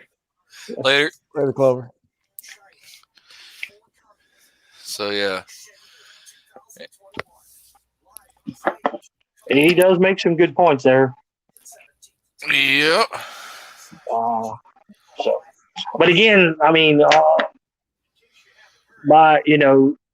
again, like opinions. If they're going to pull something because of pandering or political pressure, they don't deserve our money. They might not be anti-2A per se, but it's kind of hard not to label them that when they pull stuff. But yeah, like I avoid Walmart at all costs. I only go there when I can't get it anywhere else. Yeah. I don't know. It's been quite a while since I've been inside of a Walmart, and I don't miss going in there. For the most part, when I was buying groceries there, I could go to certain other stores and pay right around the same price. Clover talking about Anthony. He was. Tori, we was talking about shops and places that don't pull guns like AR-15s and stop selling pistol ammo. That's 450 Bushman. I know, I'm from the Oh yeah. But anyway, that's what we're talking about. So Tori's here. Well, hey, Tori, and how was prom? It was good. So we got Big Al out in the crowd. Welcome, Big Al. If you guys have not seen his videos, he does some pretty good videos out there. So I would definitely check him out. We got MKJO out in the crowd. HIPAA's out there. Rob D's probably in and out. So we got Warsaw Patriot out there. I don't know if he's still out there. But so HIPAA had brought this up earlier. He says, girl in Wyoming was arrested for no mask in school. Cop says, I'm just doing what I'm told. That's what the Australian cop did. Yep, same as the cops in Australia right now. Could have sworn everyone knew that was Nazi excuse in Nuremberg. Yes, sir. So Well, they really had two excuses, and they never used the second one. The second one is that if they did not comply, they would end up in a damn concentration camp as well. Because the first first Jews that they went after were German Jews, their own people. yep. And we've So- already seen the left starting to eat each other. Oh yeah. Oh man, they're still eating their own. So MKJO is asking Foss if he's going to be doing his show tonight. Yes, sir. So We're going to talk about Milsurp guns.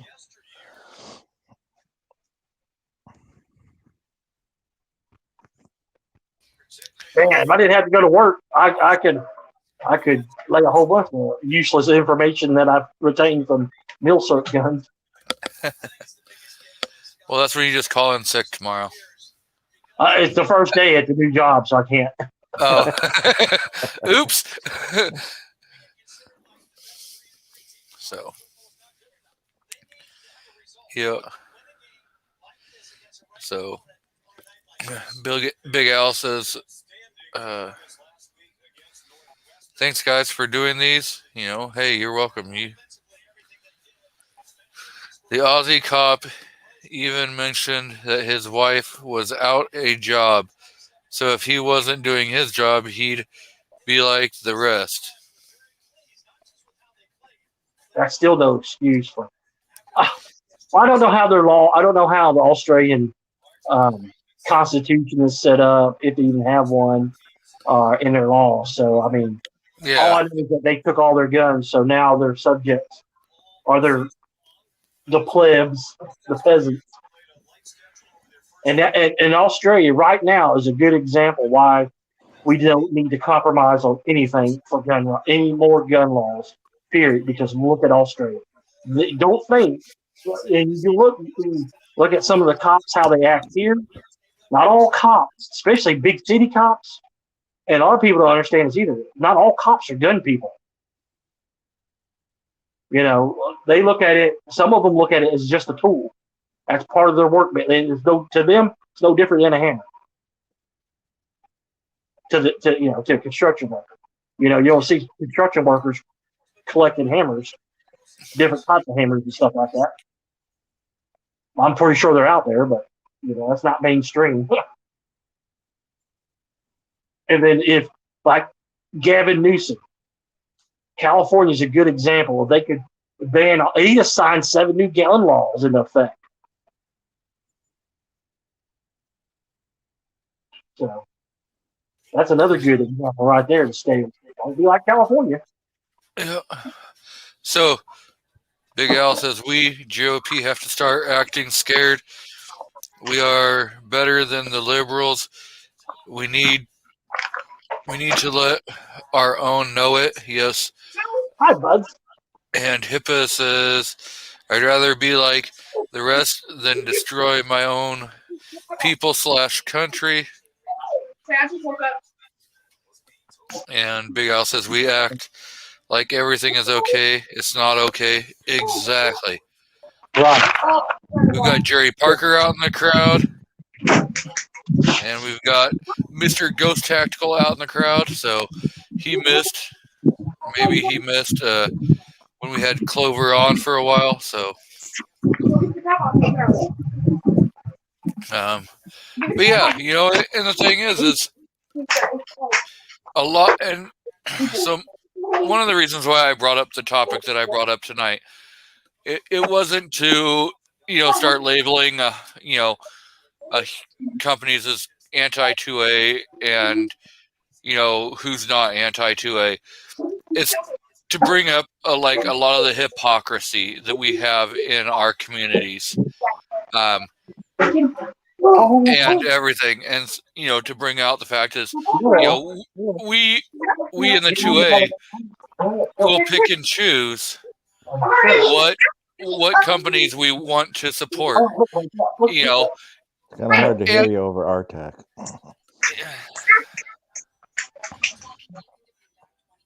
So, we we pick and choose Hey, Artak, what you need to mute. It's really hard to hear G23. we pick and choose what is going on. With and it's not that we need to do it as a group, because you're gonna have to pick and choose based upon your own, what you value. Your own values have to come into, and so if I'm saying, hey, don't go buy this, don't go to this certain company, that's just my opinion, and it's not that I'm saying, hey, I want everyone to listen to what I have to say, and that's why a lot of the times I'll just keep most of my opinions on if companies are anti 2A or if they're pro 2A. So it's like the poll I threw out. These are a lot of the top 3 companies that people in the 2A community will always refer to as, hey, these are anti 2A companies. Well, what makes them anti 2A is where I was going with it, and why do we pick and choose who is the most evil? It's all based upon opinion.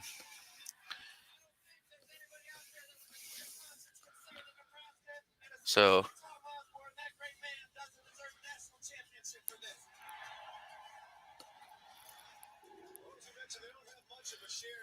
Big Al says our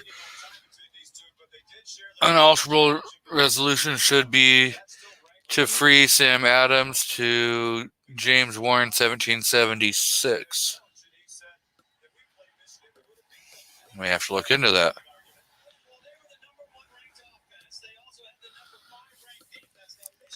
So, do either of you guys have anything you want to talk about on like the anti businesses? Like I said earlier, you could, in my opinion, you could consider them anti-2A because they're pandering to political pressure, or they're pandering for whatever reason why. And then in some locations, they'll still sell guns and things like that. Like, and Clover's right, or the store managers at Walmart has a lot of autonomy. Like, for instance, open carry here. They were told, the manager told them, say, if they come in with a gun, don't say nothing to them. After they implemented that no open carry at Walmart's, both Walmarts here don't care, but like a couple of them in Chattanooga that are in the bad neighborhoods, they pulled all their guns, and then they even stopped being open in 24 hours, and they start opening 12-hour shifts. So I think it's where you want to spend your money at, realistically. If you want to show them anything, and we all have to do it, and we all know that that's not happening because there's lots of gun owners still going every week to Walmart to buy groceries, buy clothes, whatever, instead of looking at other places. And it's a personal choice. So the only way that we could really affect these companies like Walmart and Springfield and Amazon, and we left the elephant out of the room, eBay. eBay stopped selling the AR-15 parts. Now they're still selling plenty of Glock parts, but Glock doesn't have the reputation like the AR does. It's not the black scary rifle; it's just the black scary handgun. So we've left eBay completely out. So, would you enter eBay into that too? I stopped buying things from eBay too. Because I could buy the anodized aluminum parts that I was doing my AR builds on. Once I got my eBay account paid off, very little. Anytime Only time I buy something on eBay is just like when I go to Walmart. It's the last resort. That's just how I do it. Yeah, and see, when I prefer to go and buy stuff in person than to buy stuff online. And I know that, there's times where I'm probably going to overspend because I'm going to go buy it in person. And I'm probably going to go to your smaller mom and pop stores versus going to your bigger, conglomerates, where I know that they have a way bigger buying power, and so they can get those stuff for cheaper. Right. And a lot of the times you can go and you look at like just the ads, you can get them real close to price. I mean, if I'm within a buck or two, you know what? I'd rather throw that buck or two definitely towards a smaller mom and pop because I know they can't buy that. Now if you're talking $20 or $30 difference, that you might start to think. But right. Well, you're right, because you gotta consider your own economic status. On are you willing to throw that extra $20 or $30 that way or not? And a good example of that is like the gun shop that the American Defense Company that I do videos for. He's going to be very close to MSRP on his stuff because he's a mom and pop shop versus going up to the sporting goods store, Dunham's. Like I'll give you an example. He had Black Ace tactical shotguns on sale, or well, he didn't have them on sale. They were like $450 or $417 for the all blue model synthetic stock. The stainless steel one was like $475, and then he had a semi-auto that was it was $475, and the stainless steel was $450. Now I could have gone up there to Dunham's and bought the same damn thing for probably $100 less, or I could have ordered them off of Palmetto State Armory and waited a decade for them to send it to him so I can pay him the $35 transfer fee and background check, which he usually waives that for me, the transfer fee. He can't compete with them. And then, there's like 6 gun stores I can go to here. And I'm probably lucky than most people because most people have to drive 30, 40 miles to get to a gun shop. 30, 40 miles, I got 7 gun shops that I can hit. And, he can't compete with those. And you're right. But are you willing? And here's the thing. If I go and buy a gun like that, I could have bought my KSG for almost $75 cheaper at Dunham's, or my KS7, I should say, than I could have bought from him. But I just rather throw him the money if I have it and if it was in my budget to do so. That's it. Yeah, I definitely try to support more of the local, smaller, mom and pops, even if they are, some of them. You call them mom and pops, but there's, like Bi-Mart. Okay, so I would classify that more as a smaller. It may not be a mom and pops, but it's definitely a smaller. They do try to compete against like a Walmart and stuff, but they're Northwest only. They're only in certain states. It's not like they're in all the states and they got this gigantic buying power. Yeah, they have a good amount of buying power due to the fact that there's, 200 or 300 stores, probably, maybe more. But then, you start going into your true mom and pop, like gun stores. And that I've actually been spending more of my money there due to the fact that they're not much more in price. So we got Big Al who says, my state has constitutional carry. We are a 2A sanctuary state, and we can have gun racks with loaded rifles on them. Looking for my gun rack online now. Yeah, you know. And then Tim S. says, okay, on the poll, I know right now I can walk into my local Walmart and buy a gun. I cannot order anything gun related off, Amazon. As for Springfield, at least, that sell primarily firearms. So, and Big Al says, my spelling is great until my wife leaves the room and the only person I can ask is the dog and she laughs at me. Hey, I'm in that same boat. If my wife's not around, I'm screwed. I am screwed because my wife's not around anymore. So I even with her stroke, I still ask her how to spell things. And let me tell you this: if I had to pass a spelling test to get out of high school or college, I never would have got out either. Thank God for spell check. Right? Says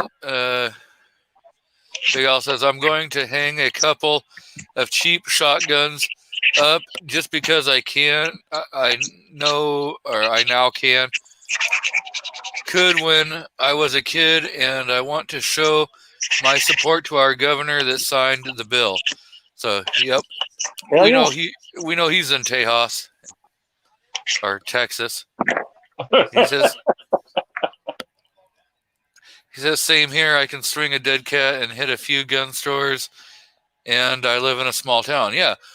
So, like, when you were talking, I was counting up how many actual, stores where I could go and buy, like, firearms right now. Right. In my area. And if I go in a 20-mile radius of like, where I am right now, I think I stopped count at 13. Oh, pretty good. That's really good for Northwest Oregon. And I've got, within 20 miles, I've got 3 Bi-Marts. I've got a Sportsman's. Oh, you're counting box stores? I was, any place where you could go. Oh, okay. I'm just counting gun stores. Oh, just like mom and pop gun stores. Yeah, there's 1, 2, 3, 4, 5, 6. There's probably 9 local mom and pop stores. Yeah, that's still excellent for your area. I guess everything's controlled in Portland, isn't it? Yeah, I mean, and see, a lot of people have misconstrued ideas of what goes on in the state of Oregon. So there's a hell of a lot of gun stores and, stuff like that here. Even if you go into, Portland, there's still a lot there. Now, is there as many as if you go into, some of your smaller area, your more rural areas, where, like, if you go into Medford, if you compare Medford to, like, Portland, those are 2, larger cities, and Medford probably has 20 times the amount of firearm locations and FFLs as Portland. Are they more a red area versus blue, or? Yes. Yeah. Okay, that makes sense. So, like, 99% of the time, so there's a mask mandate in Oregon. Ooh, what a surprise. Yeah. We have Cunt Brown. And almost everywhere I go, no one, like, forces you to wear a mask. Now, when you go into certain businesses, they'll offer you masks. And you can just politely decline. I mean, 9 out of 10 times, I just say, no thanks, I don't need one. If they even offer it.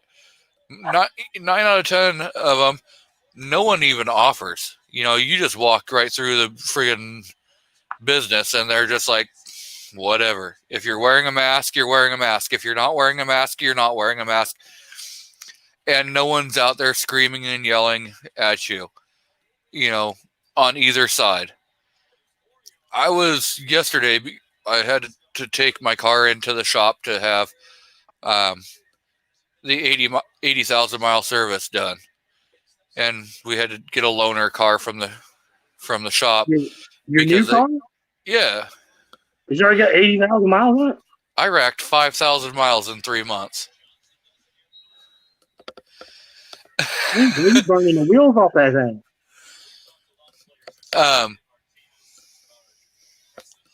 And so we dropped it off at like 9:30 in the morning. We picked it up about 5 o'clock in the evening, but they gave us a loaner car, so we weren't stranded at the shop, you know. Right. And they knew that we weren't local, you know. We had to drive over an hour to get to an actual Nissan dealership to do the service because there's none close to me. Yeah, and they're like, hey, just take the loaner car. You can go anywhere you want in Oregon. And so, you know, we're like, cool. And we did. I mean, we drove down to Ashland. We cruised all over. I mean, we probably put 150 miles on their car. But yeah, we went into Medford and they've got a gigantic Costco. This thing is just monstrous. And we, you know, cruised around in there for a while. It's actually, I think, a little outside of Medford, but it's still Medford. And then we went over to the Rogue River Mall. And that mall rivals like malls over in Seattle or over like probably in Memphis or Nashville. It was monstrous. I mean, this thing had escalators inside of JCPenney's, inside of Macy's, plus inside the actual mall, it had another 4 separate escalators and 2 elevators. So You're just explaining a normal mall to me. like a normal mall. Like where I'm from, back in Wenatchee, before they closed up the inside of malls, it was a single floor. It wasn't multi-floors. It didn't have food courts and crap like that. This thing was monstrous. So, yeah. Our mall here in Cleveland is dying a slow death. They've already cut half of it out. When I first moved down here 11 years ago, it had a food court, and we just recently got an arcade in, and I took Victoria and Emmett up there, and it's a single floor mall. Then they tore half of it down. They put an AMC theater in one part of it. The JCPenney is closed down. We just got a Belk's, and there's a American Eagle and little mom and pop shops in there now. And the theater, Dunham's is there, the arcade's there. And then what they did was when they took half the mall and tore it down, they brought in strip malls. So there's a strip mall on the other side of the mall, and it's one big complex now. So that's kind of smart. I guess the store, the retailers would want almost a standalone store instead of being underneath the mall, because we got like PetSmart and TJ Maxx. They're all in the strip mall now, and then a couple other places, Five and Below. It's in the strip mall there. Shoe Show, not Shoe Show. What's the other shoe place other than Shoe Show? Anyway, so it's got another shoe shop in it, and as soon as you walk out the other side of the mall, the strip mall's right there. I put it in part of the parking lot, so the old parking lot, yes. So they did that. It kind of revitalized the mall area somewhat, but with the loss of JCPenney, there's just a Belks there now. So it's the mall itself is hanging on to dear life, I guess. In other words, some of the inside shops, especially with JCPenney gone. But the strip mall is thriving right next to it in the same parking lot. It's all the same complex. So it doesn't make no. I guess people are over the mall. I used to like going to the mall, and I'm kind of one of those odd ball men like you. I like to go shopping, especially if it's something I need, like tools or guns and stuff like that. Not only that, but like when you have an inside part of your mall, or you can actually walk around inside a mall or whatever. Yeah, we got that. We got both in the same. Yeah. So basically, what they did was they cut half the mall down and made it smaller, and then put the strip mall in the same parking lot. Yeah, but so a great idea is you can still window shop even if you don't want to go shopping or whatever. Exactly. But you have a covered place to walk and exercise without having to be in the weather, and you don't have to pay. You don't have to pay for a gym membership. You can go and exercise there all damn day for free. Yeah, it is, and there's a group up there too.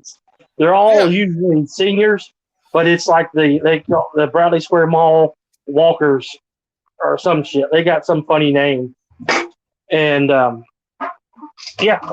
up there all the time. I do miss it not having a food court though, because that way you can walk around and eat and walk around again and eat. Yeah, you build up an appetite. You can get a snack or you have places you can get something to drink and different things like that. No, they do have that. They still got a cookie shop inside there and drinks. So like when we went up there, we got they got like a cookie cake and things like that. So we got a couple cookies for Emmett, and then we got some slushies. We walked around for a while and still had plenty of places to sit down except around the fountain. They still got the fountain going where, you throw the wishing fountain, so you throw a penny in there.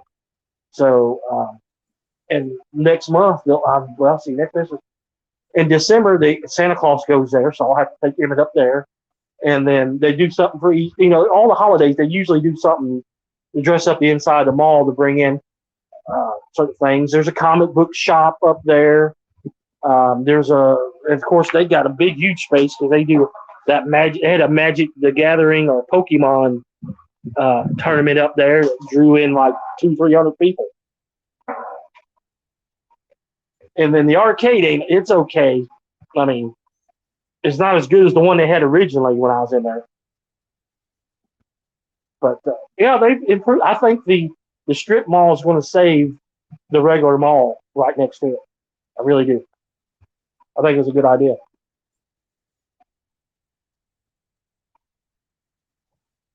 I keep forgetting that we're around the same age and you're 80s mall kid. Yeah. So, like back in the day, that's where you went. When I was not only that, but so you'd go Halloween, Christmas, or Halloween trick or treating and stuff. Yeah. You'd go into the mall and you'd walk inside the mall and you would get so much damn free candy, way better candy than you would get going knocking on doors. Right. I never went knocking on doors because I just go to the businesses and they'd give you a way better stuff.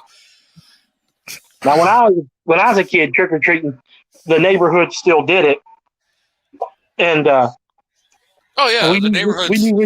You knew which houses to hit and which ones not.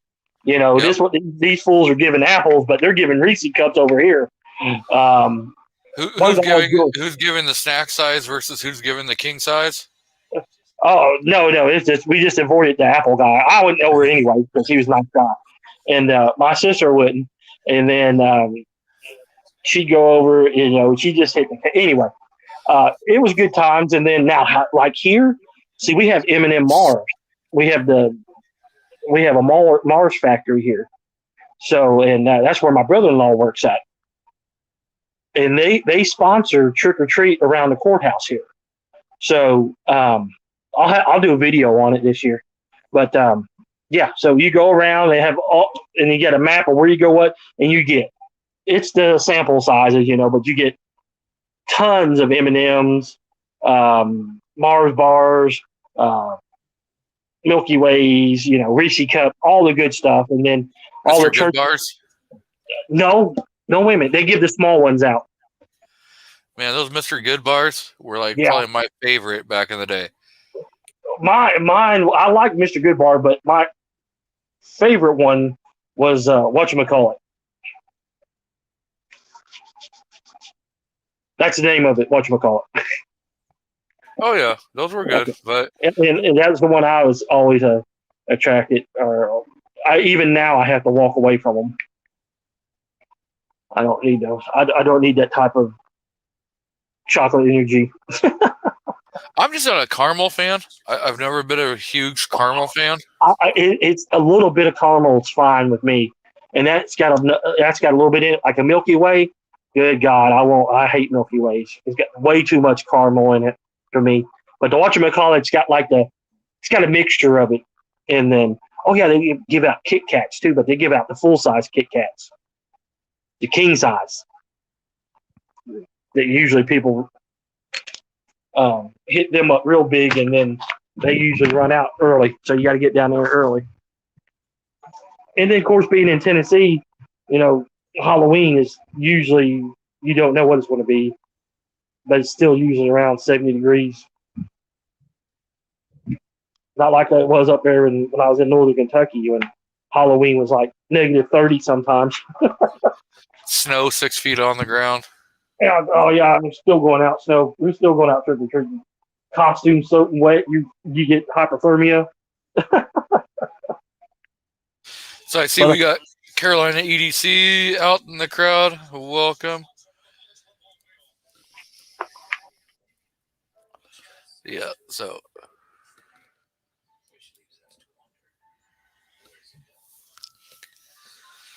yeah. So do we have any other topics we want to talk about? Mr. Foss, you still with us? I'm still here. But I'll say I dropped a link to one of Clover's other channels, the GunTuber Academy. So if you have a channel, that's his GunTuber one. He used to do it on his main channel, and he's just split it off into a separate channel. But he covers a lot of topics for YouTubers, for YouTube topics, and then we'll kind of we'll cover some gun stuff, YouTubing as a gun person, but he has lots of helpful content, so it's something to check out if you got a channel. Yeah, I'm glad you mentioned that. I forgot all about that. Or if you're thinking about becoming a content creator, you can watch a lot of those videos to help you avoid the pitfalls that a lot of us have made. I can tell you this, after from when I subscribed to his channel, after that point when I found him and started implementing some of the changes that he talked about, my channel grew twice as fast. So, because I never did thumbnails or creative titles or anything like that. I just did a video and stuck it out. And you could do that and be fine, but headline or, change some things. And after I did that, my channel started taking off real fast.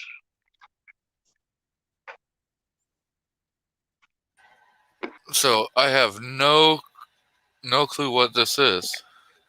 Well, I signed up for Utreon last night. Patreon, yeah, he signed up for Patreon. Oh, I that makes a lot more sense. So I see defense dads out in the crowd, but so Mr. Ozzy, we gotta say congrats to him because he went and picked up a Rock Island 1911. Even though it's in 380 ACP, it's probably for I have everyone the to. baby. I have the Baby Rock 380. It's a great little gun. So definitely congrats on adding a new firearm to your ever-growing collection.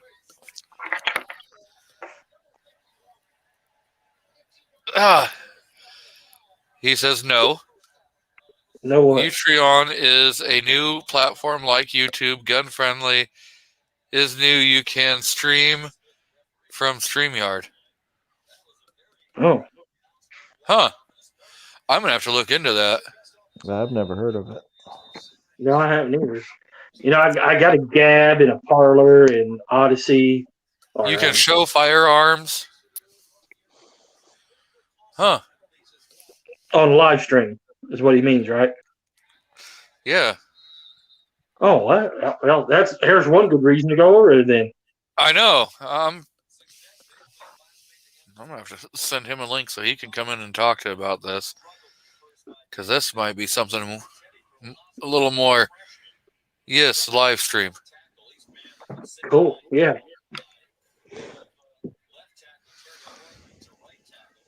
So if you want to join in, Carolina, hit that link and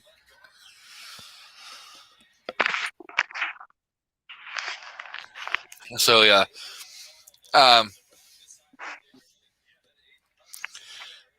don't know. I think I specifically did my poll the way I did my poll at the beginning of the show was a clickbaity style, was to see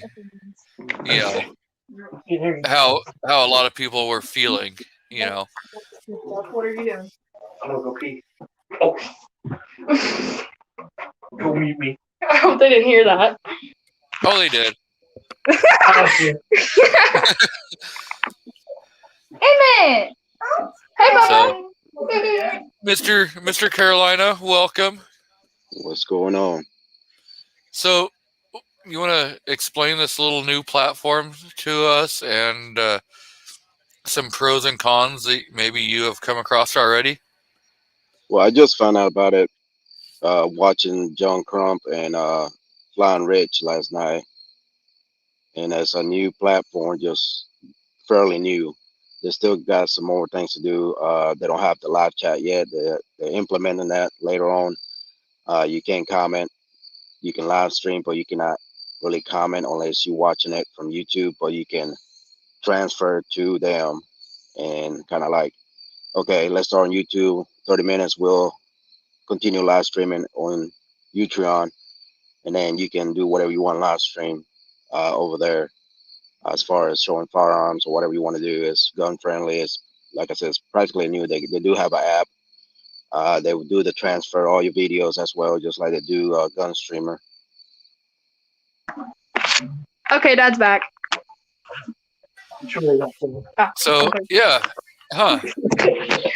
You'll have to email me the information so I can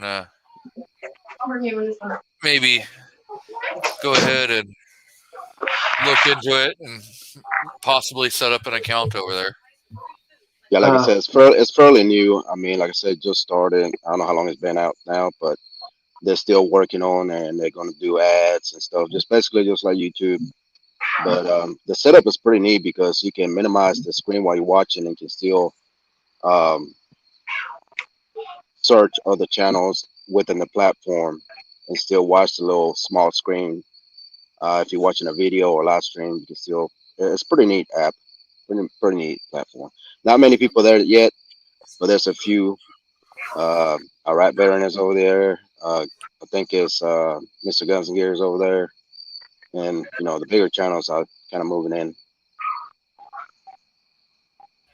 So we have Mr. Gizzard Gary out in the crowd. Welcome. And Warsaw says, hey, man, any of you guys have an AR-15? I think 90% of the people have AR-15s. He said, I found out you can store 7 AR mags in a 200-round saw pouch. What was that again now? Warsaw says, I just found out you can store 7 AR mags in a 200-round saw pouch. Yeah. Oh, yeah. I've known that for a long time. Ever since the DI showed me. You can put magazines in this. So, MKJO says Forgotten Weapons is over there. IV-88's over there. Small Arms Solutions, Swamp Dog Armory. So. Well, sounds like we need to go over too. It's medium, small panel we need to go over. Yeah. And Gizzard says, oh, no AR-15s in this crowd. Does he not watch has Gizzard not watched my channel? He was being a smartass. You could completely tell that he was laughing about it. He even put laughing my ass off. Oh, I wasn't paying attention. I'm gonna plug it into the car. No, not in my car. Yeah, underneath your contact. To fix. No. There's a charging box somewhere. So, have you? I know with like YouTube, the YouTube app or whatever on your phone, you can minimize what you're watching and still go searching on the platform. So that kind of uses that same style. Yeah, I never tried it with YouTube, but I know on Utron you can. I never tried on YouTube. I do it all the time on YouTube. There's times where I'll be watching like one of your videos and I get a comment on something I've done or whatever, or even if I'm watching somebody else's, when notifications pop up, I'll go be still watching and I can still respond to comments or search, the next thing. Yeah, I think you can still listen. Even if you close the app, you can still listen to the video while it's closed. Unless you pause it or completely close it down. See, like YouTube, if you don't pay for the premium version, if you hit the lock screen, it will shut off your video.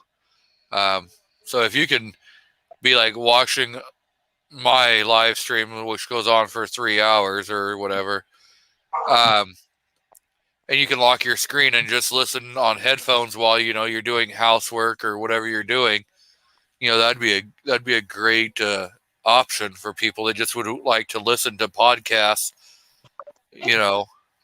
instead of having to watch them. Yeah.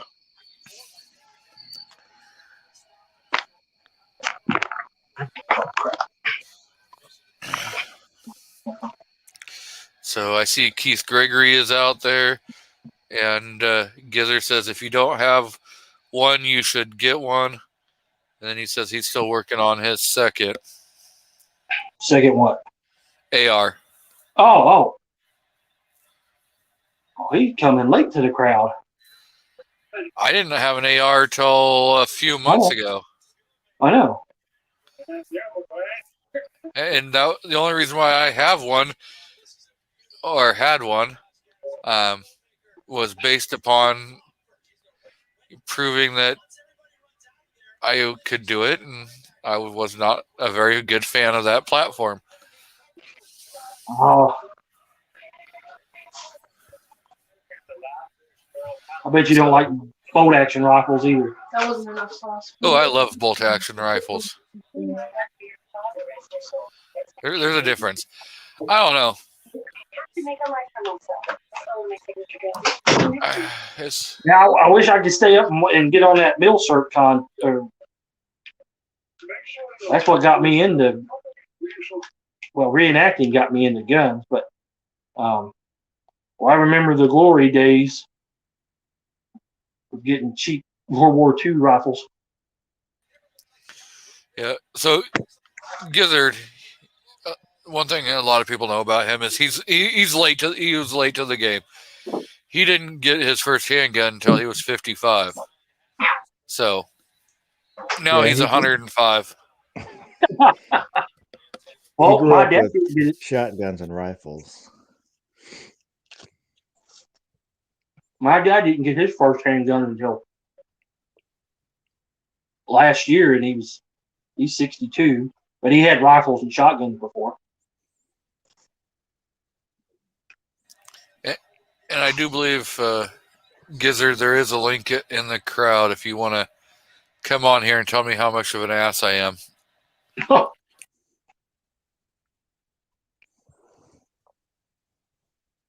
That would save me from reading it in the comments.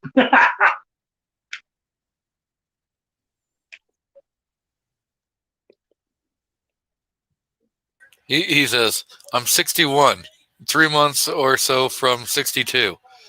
So that would put him what? A December baby? Crap. Yeah.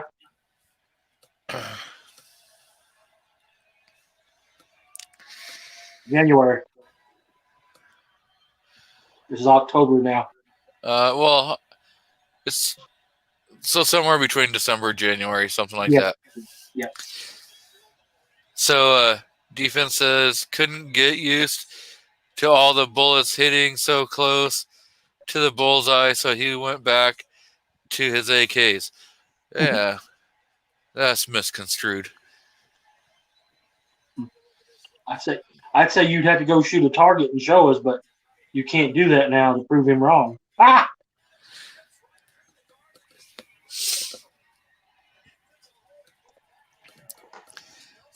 So how much is steel case ammo gone up out there? I can pick up Tula for $9 a box. That ain't too bad. Now for like 7.62 Tula, I can still pick it up for like $7 to $9 a box, depending on what stores you go to. Okay. Yeah, I So- checked Palmetto State Armory last weekend. They had them for like $13 a box. Yeah, I just picked up some Blazer Brass, 50 rounds of 40 cal, 180 grain FMJs, and they were like $23 a box.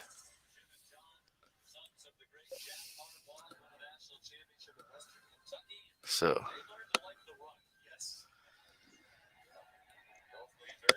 Warsaw says on Wiki Arms 39 is going for 37 cents a round.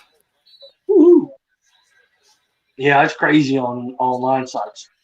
Yeah, I've seen it go anywhere from like the lowest was like around 28 cents a round, and then I've seen it all the way up to like 63 cents a round. So that's why going to your local mom and pops, you can still find it for, a lower price most of the time. And Yep. Ain't Surplus had them for about $10 a box, I think. yeah, and there's certain online stores that, will keep it a normal price or, close to normal.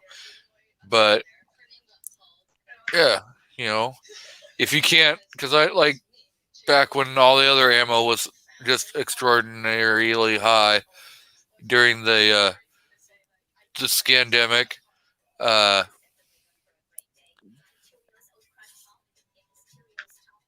I was still picking up dirt cheap.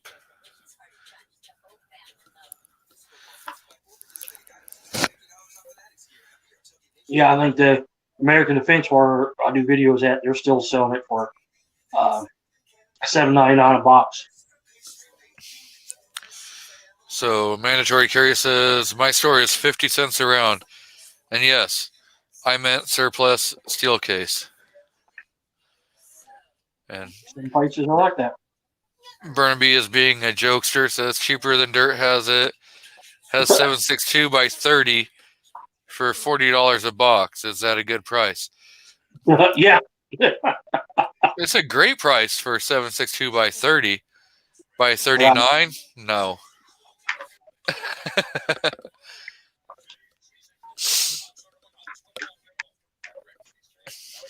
I'd probably be interested in seeing what a 7.62 by 30 round looks like. Oh, I forgot this.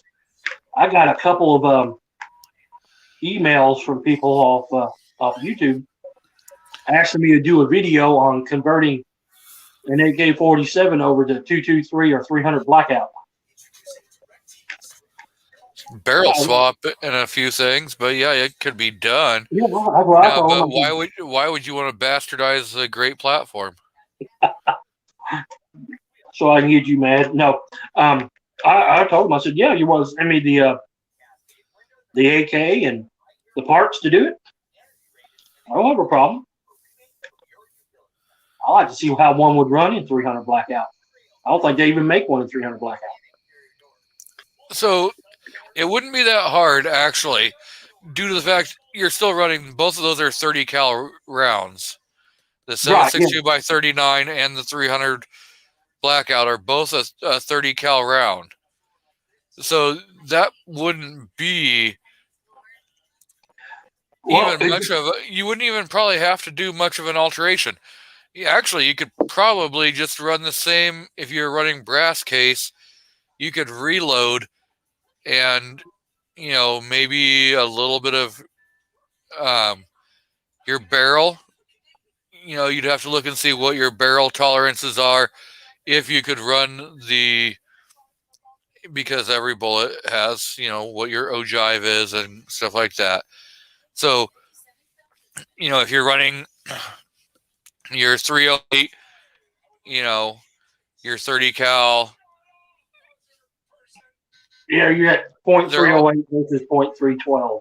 Or a 35 or a 307, what you could, they have I forget the exact name, but it's kind of like a putty you can put in your chamber and your barrel, so you can find out what your correct tolerance is, so you would know if you could actually fire you make a cast chamber casting of your chamber and your barrel lands and grooves. I know and that's what I told him. I told him all that. I said, yeah, and he's like, I said, well, you're gonna send me the stuff to do it, then I'll get it done. If not, then I'm not gonna pay. I'm not gonna swap one of mine over. And then I told him to go back. I said it'd probably be a lot easier. You'd have to change less parts. We go to 6.5 Grendel. I do believe. Isn't the 6.5 Grendel still based off of a 30 cal round? It's the case is based off the 39 round. Yeah. But I think the actual projectile is still a 30 cal. No, it's projectile. 6.5. No, it's like a 270, 280 style. It's in 6.5 millimeters, 6.5 millimeters. So it's going to be smaller.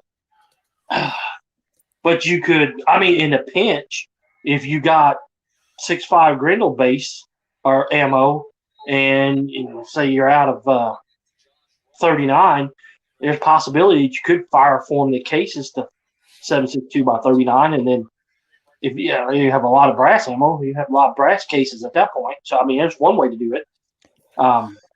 That's like a friend of mine used to do his 7.7 Jap that way.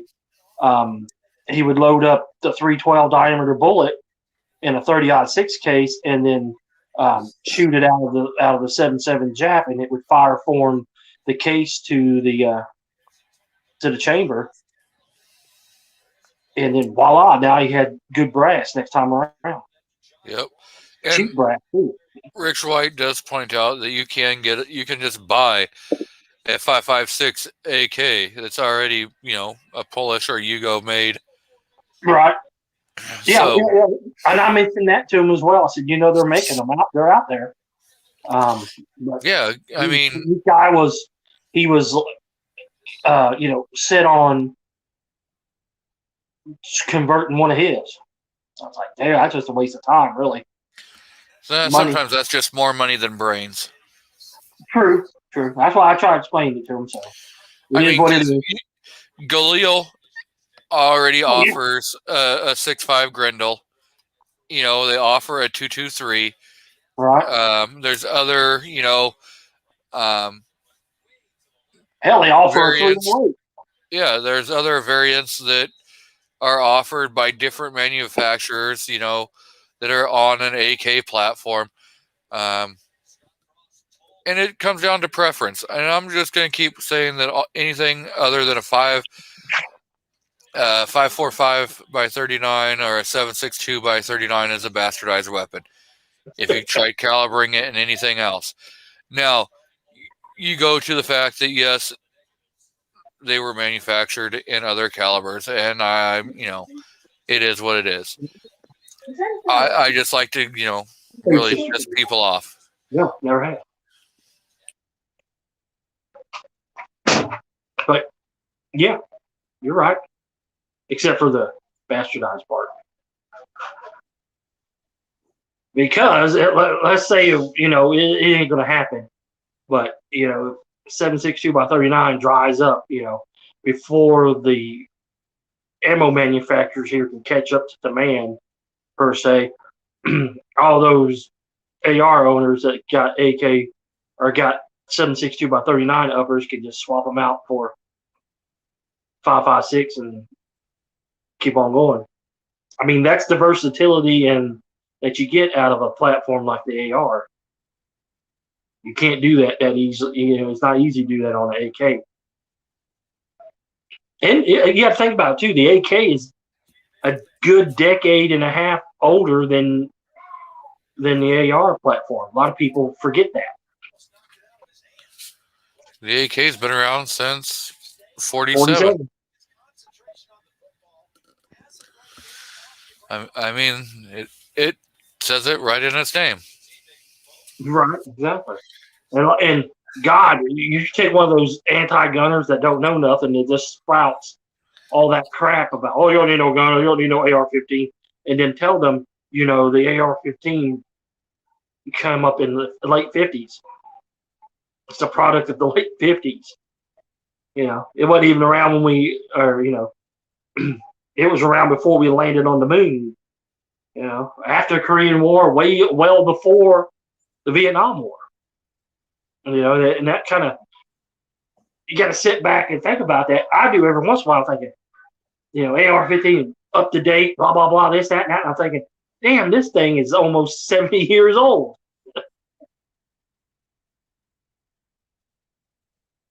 Where's our rail guns at? We should have rail guns and phasers now. You would think we'd have something. I just don't. Well, you just can't make the lasers small enough, Yet. Can't or won't. I don't think anybody's spent any time or money in it. And you know how the Democrats want to go hard on, like imprinting, this and that, and just think with if they could develop a laser the size of a Glock, and then you could put fingerprint recognition on it, you know what I mean? And then you wouldn't have negligent discharges from people who picked it up from kids or anything like that, and it would be coded to the individual. So, how? So a lot of people go to fingerprint technology. You know how easy it is to spoof somebody's fingerprint? Yeah, I mean, I'm just saying though. I mean, that's the way they look at it, key card access and things like that. But I mean, they want micro printing. I can unlock somebody's friggin' iPhone that has fingerprint, or any of your smartphones that have a fingerprint, and I'll never put my finger on the screen, but I can still unlock your phone. Right? Is it from the leftover fingerprint? Yeah, Scotch tape. Right. So I mean, but you get what I'm saying though. If they code it to you, they can code the gun to you because that technology has already existed. Colt had one where you had a ring finger and it had a little chip in it, and you had to have that ring on for the gun to unlock. Yeah, there was a company that did that, but they found out. Well, not only that, but the radio frequencies can be popped and let it work as well. Yeah, the RFID chip was easily stolen. So you could friggin' turn around, and you were showing that they could override that with like a magnet. Right. I mean, they're all good ideas and things like that, especially if you got little kids or something like that. That would help on accidental shootings at home. I don't think so. It could. It wouldn't hurt it. I'm not advocating for it because I think I don't think it's necessary. But yeah. I mean, it's something to look at in the future. Because think about it. What if they do make a small enough laser handgun, or even a rifle? Are the Democrats going to start saying that Second Amendment doesn't apply to that? Because they could have a case with that. I mean, that's a future fight that we'll have way in the future. But, that's something else we got to look at, too.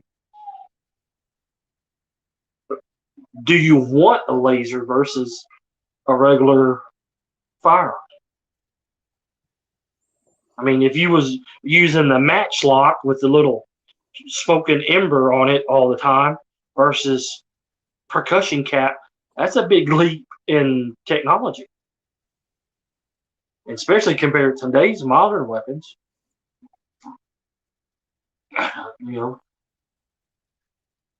I think they would probably try to regulate on the laser frequency, on how much power it could have, how many gigawatts or terawatts that it uses, any voltage, regulate, like we got off into the future there. But that's just I think that way because I know if something comes up like that, even like the RFID chips and then the fingerprint and all that stuff, and there's always ways around everything. We all know. So the thing is everyone likes to try arguing. Well, the Constitution doesn't cover. The Second Amendment doesn't cover. Actually, it says weapons. It says arms. That's true. So it actually is a broad base, whereas your First Amendment right that everyone tries claiming, if you actually read it and you look at and you try saying, well, the Second Amendment doesn't apply to this. Okay, well, how can you then say, well, the First Amendment protects you on the internet? It wouldn't. It would protect you under a quill pen, not even under a Bic pen. You better go back to a quill pen. You better learn how to actually, write in cursive. You bring up another point there that I want to point out. Since the left has control of our educational system, private or public, you notice that they stopped teaching kids to write in cursive. They've brought it back. Yes, some areas have, but think about that for a minute. If you try to read the Constitution, it's in cursive. Yeah. Unless you get some other book that it's in block form. Yeah. But there's also they'll watch them come out and say, well, the Constitution doesn't say that because it's in cursive and we can't read it. I'll look for that to come and happen one of these days too. there was an app that was created. I forget what the damn app was named, but it was kind of pretty much like a screen reader, Right. and it would read the cursive for people that didn't know how to read cursive. It was like I've had to work with both my girls to get them to write their name in cursive. I said, look, you can, and they both still sign their names, print. But it's like, no, you really need to learn how to read cursive. Because they'll get letters from the grandparent, great grandma, and other family members, and Christmas cards is a good example of that. They get them both to learn how to read cursive. So Jessica has been able to read it. Victoria she can make some words out. She's not proficient in it yet, like I would like her to be. But I keep telling her, it's very important. You need to be able to go, and to me, it's the dumbing down of our population, because hell, eventually we'll go back to we'll just mark it with an X. Just Smiley face. Yeah, smiley face or something like that. Or you draw some squiggly line that represents you, which that could probably if you think about it, when you go to those touch pads and sign your name, that's what you're doing. Just make an X. They wouldn't know. Yeah. Yeah, if you have to use your finger and not like one of the pens, it's a lot harder to actually be able to. And then based upon the screen size is dependent of how large you can actually do. Mm-hmm.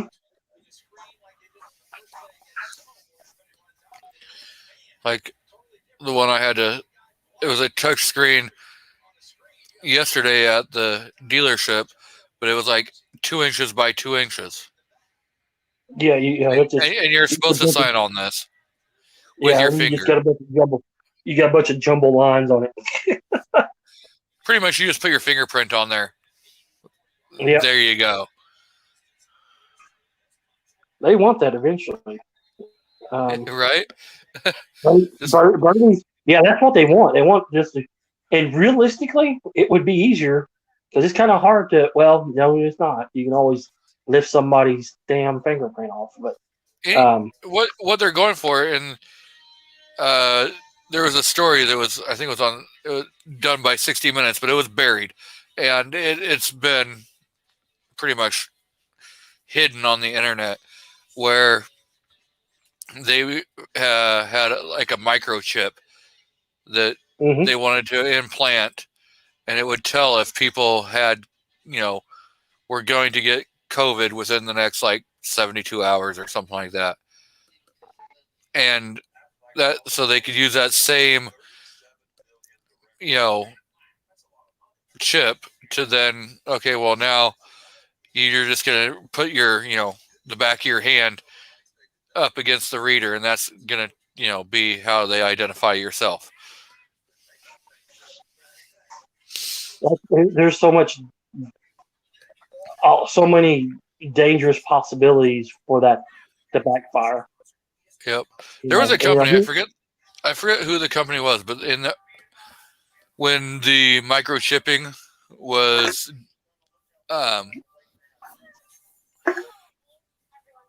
first talked about, they actually went through and implanted microchips in their employees as ways to be able to, so you could clock in, clock out, and then depending upon what your microchip said is where you could enter in certain parts of the building, or you couldn't enter into other parts of the building.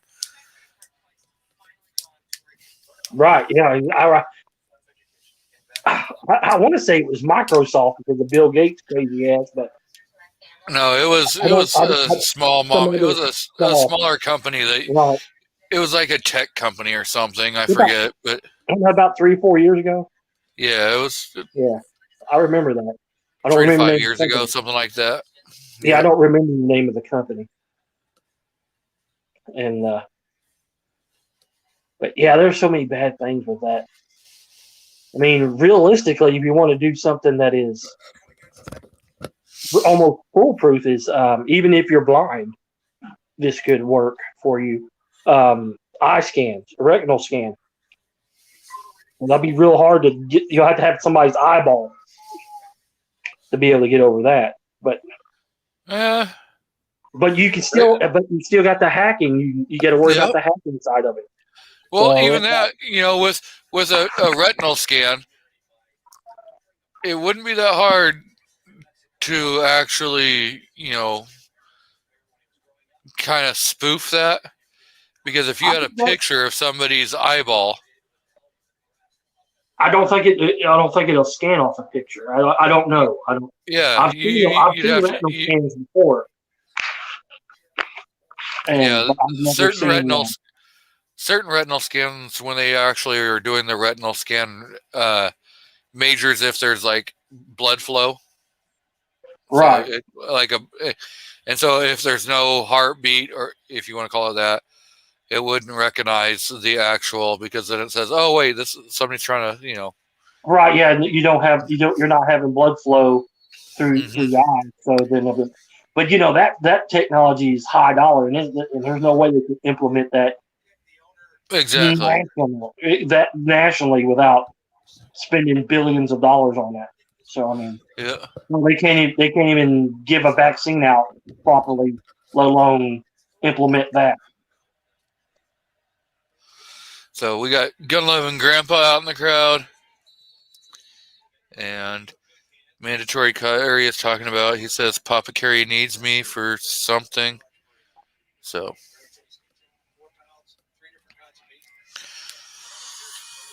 the wife just got breaking news. I heard it in the background. Yep. Fauci's got the COVID. We need to wrap all of our kids in bubble wrap. Well, there was something, I forget who put it out or whatever. But they were talking about Fauci being like arrested. Like there was a warrant issued for his arrest or something. I don't remember what it was about. But yeah. He'll spend time in jail as soon as Mark Milley spends time in jail for being a traitor, and Hillary Clinton's in jail. So when all three of them's in jail, the world has done something right. Everything's going right in the world. Yep. And like Burnaby says, all those technologies have one very important thing in common: huge databases, which are hackable. Mm-hmm. Yep. So you give up some more of your information. Exactly. You're just, we got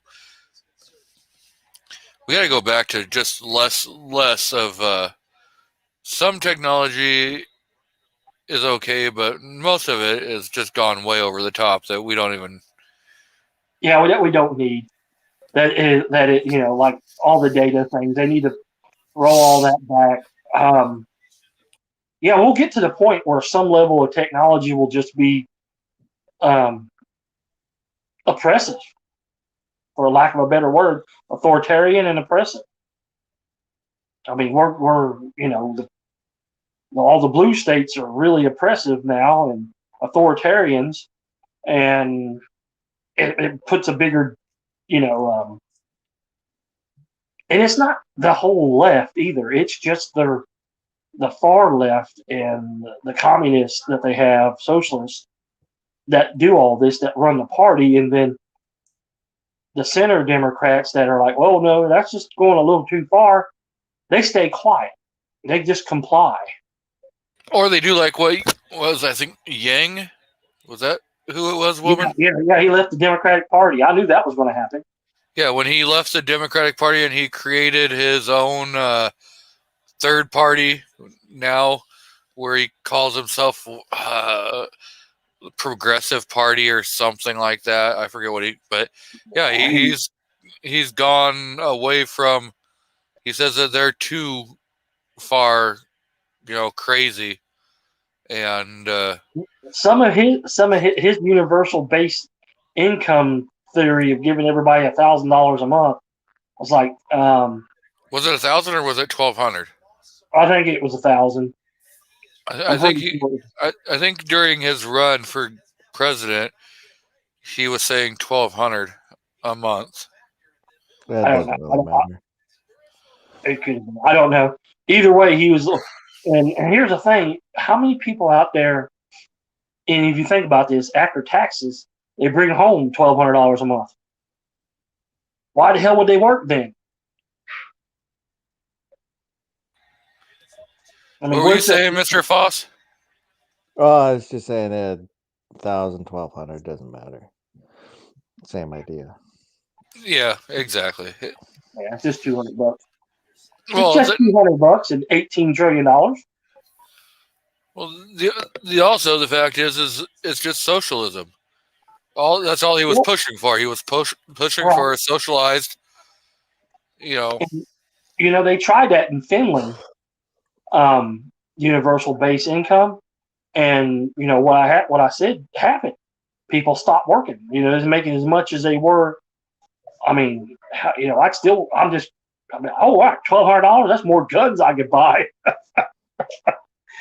Oh, maybe I'll pay extra house payment this month and still buy a gun. Something like that. That's the way I think about it, because that's what I did with all the stimulus money. I paid off credit cards and bought guns, mainly guns. But that's like now they're in trying to get the college or the student loan forgiveness.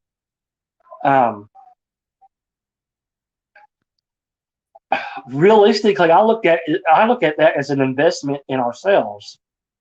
And you should only get student loan forgiveness if you complete the program or complete whatever degree that you're going after a bachelor's degree. And then you really need to go and look at what degree they're going for.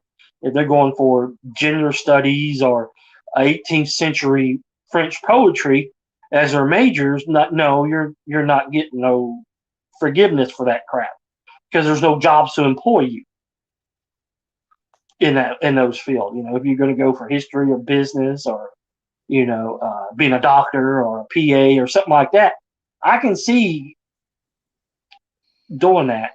I mean, I have student loans myself that I've still got some to pay off. So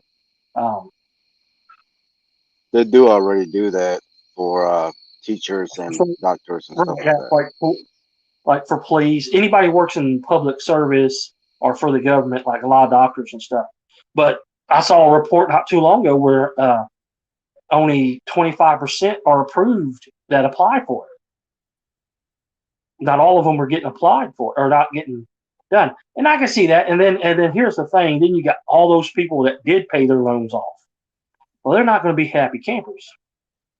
And don't blame them either. So how do you implement something like that? Like here in Tennessee, because of the lottery, every kid here that graduates high school has 2 free years of community college or vocational school training. A lot of people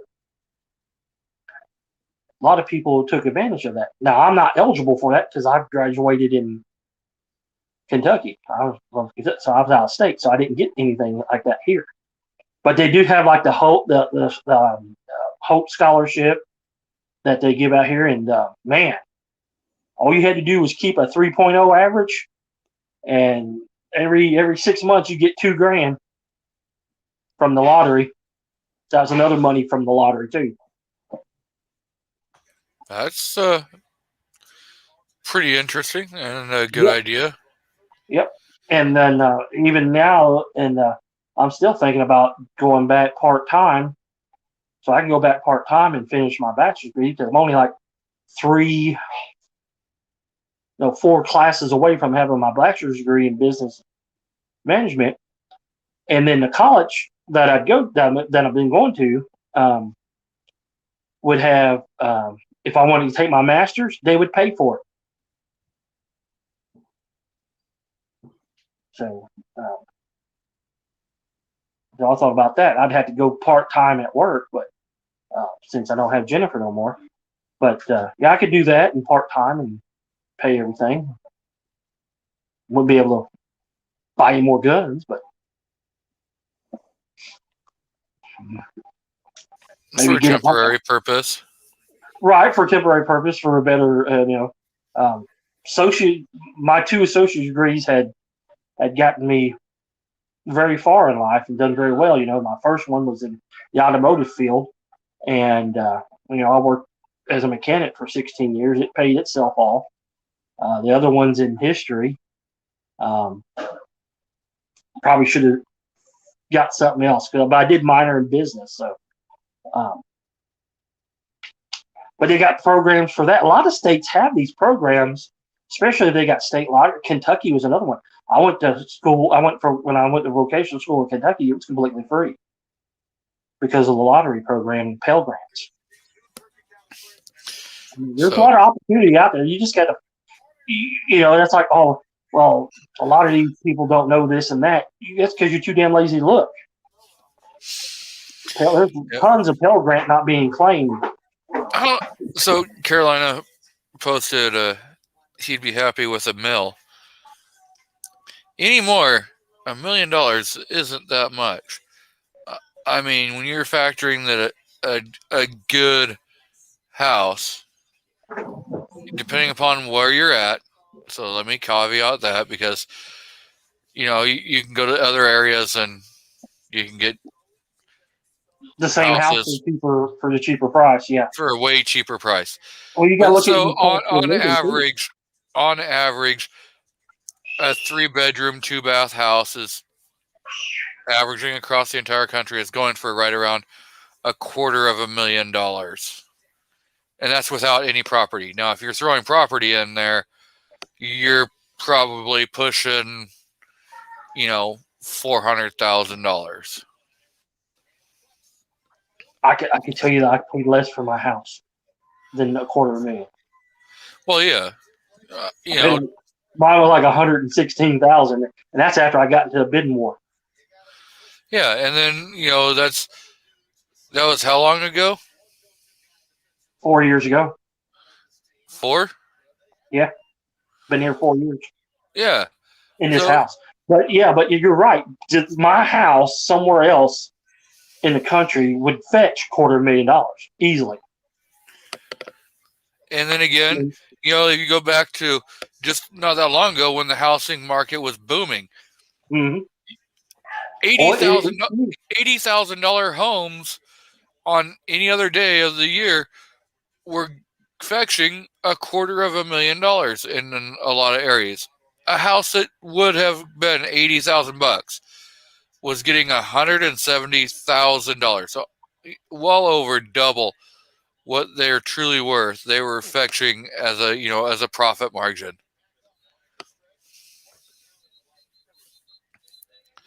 Yeah, I also have almost a whole acre of land that my house sits on, and I'm in the city limits, so there's plenty of room between me and my neighbors.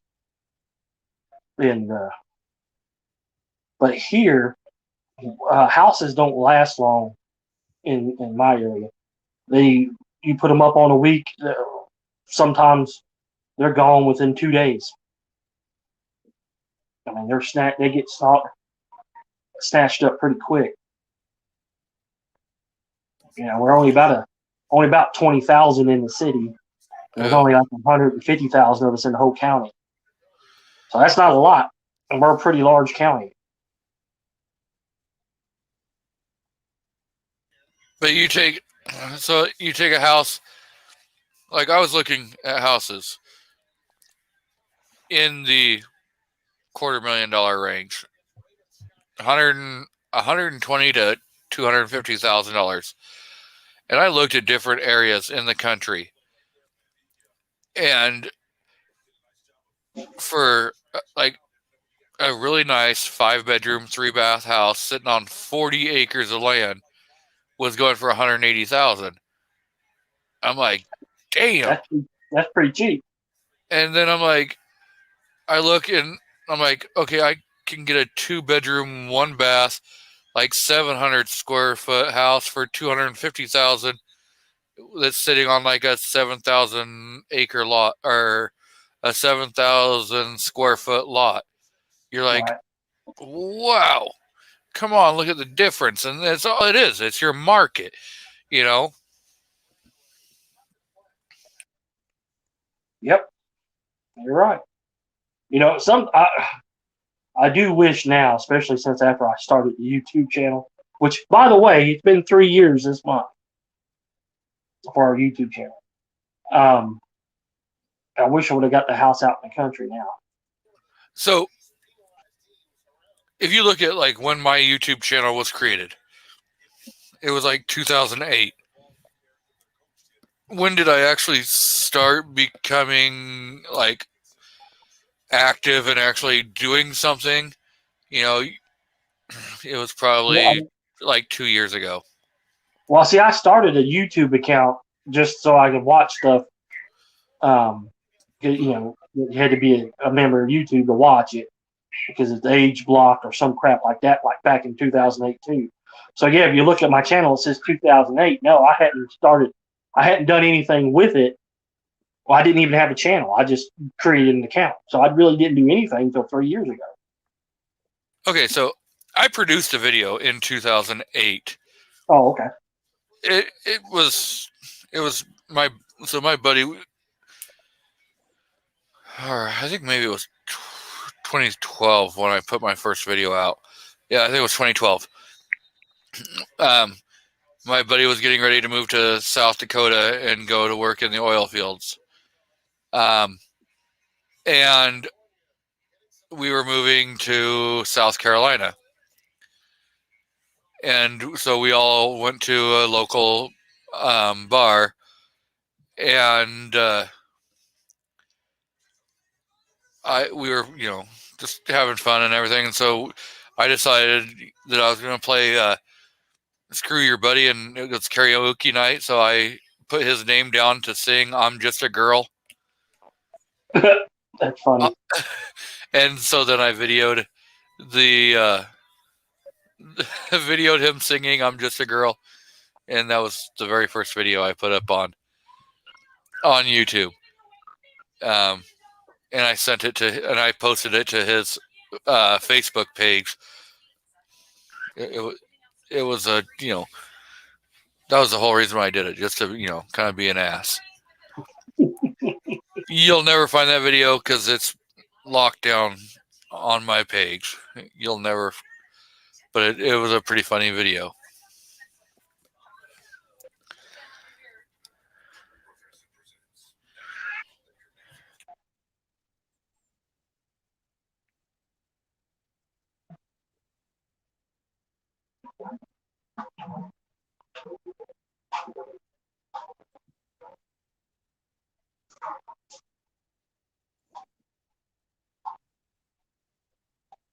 Do you ever watch Officer Tatum?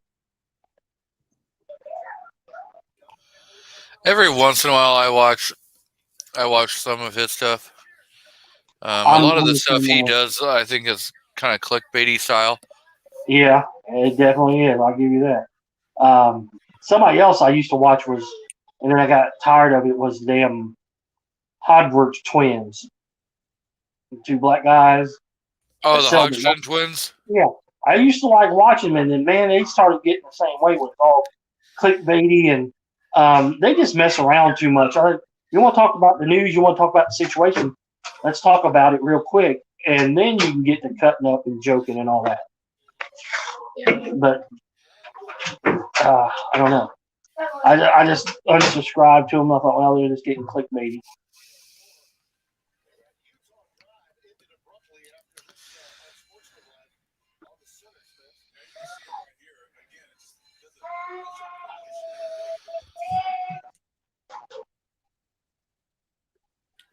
Since I've been asked, I'll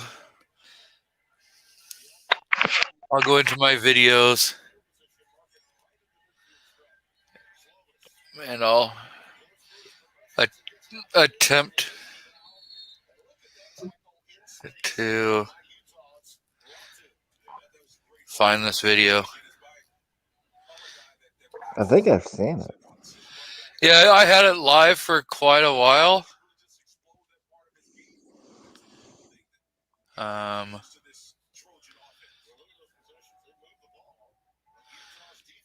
So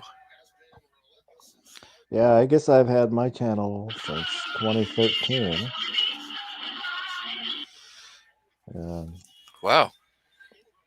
I started it just so because I wanted to comment on a video, and then I didn't make videos until, was it a year ago or 2 years ago? I don't know.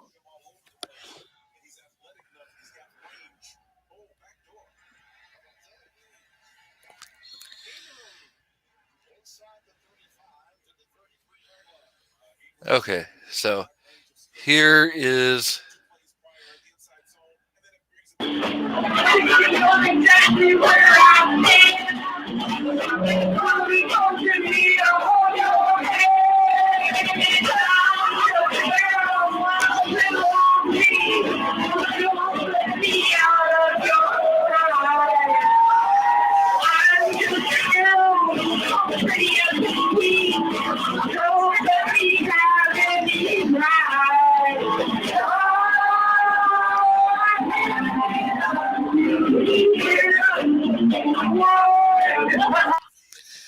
okay. So I don't feel like getting a channel strike or copyright claim. So there you go. That was the very first video I put on YouTube.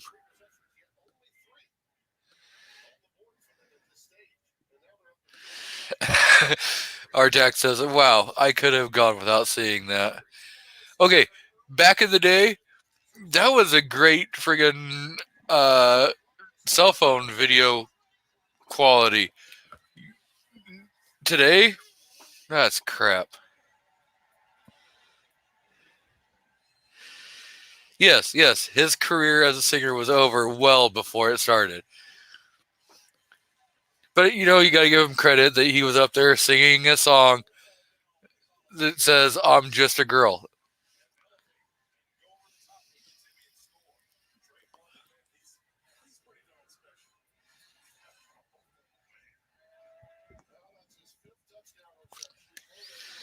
No, I don't go to Sonic. I want to try it. That grilled double cheeseburger. I'm interested. Have you gone to In-N-Out? There are no In-N-Outs anywhere near here, so no. And I have So not been anywhere where there is an In-N-Out, so no. I had to go down to Medford. Well, I went down to Grants Pass because that was where I had to drop my car off, and they have an In-N-Out, and so we tried In-N-Out yesterday, and oh my god, yeah, they're damn good, and they're cheap. I mean, a cheeseburger, just a cheeseburger, is like $3.25, and it's not like this little tiny. It's a good sized cheeseburger, and it's got a lot of toppings. Yeah.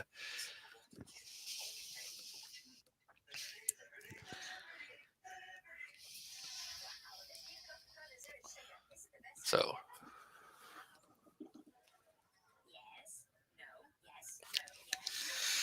Colville says In-N-Out is garbage. So that's probably because he's a Whataburger fan.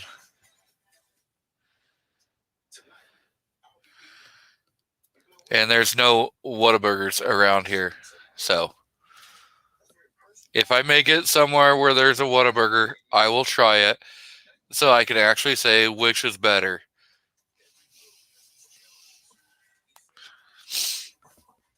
Mr. Carolina, were you going to say something? Oh, yeah. I would say we only have cookouts here.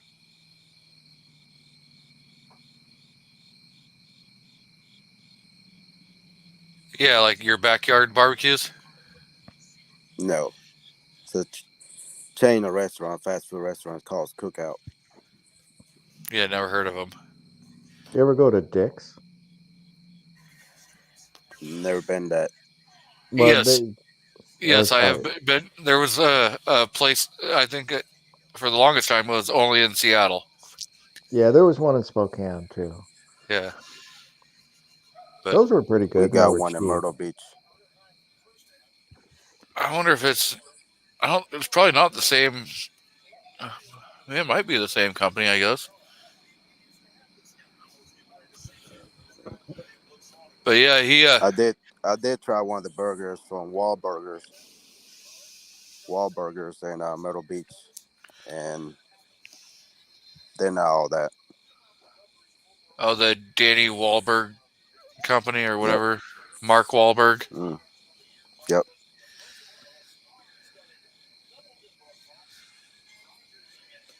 Expensive, but they're not worth it. Did it taste like a Boston asshole?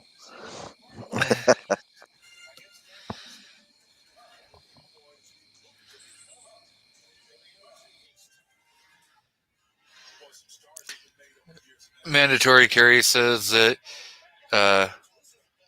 In-N-Out and Whataburger are both good. What's with the hate?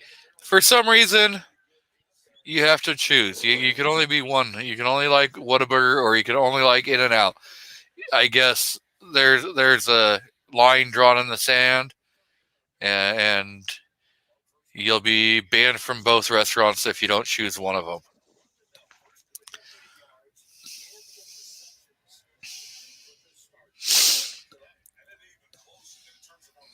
Just go to Burger King. You can have it your way. I like Five Guys. Yeah, Five Guys is good, and theirs is always fresh. There used to be a small, basically burger shack that was about a block from our old house. That they got their fresh meat from the meat locker, from the butchers. So it was really good burgers, and then they got bought out by some guy that wanted to do barbecue, so he cut corners on everything, and it all sucked. But Yeah. So there was an employee at Five Guys who decided to do. I don't think he's an employee now. He did like an expo on there, and he was showing that there's not a single freezer inside any of the Five Guys locations. He went to a few different Five Guys, and they don't have freezers. And so all their stuff is fresh due to the fact that they don't freeze any of it.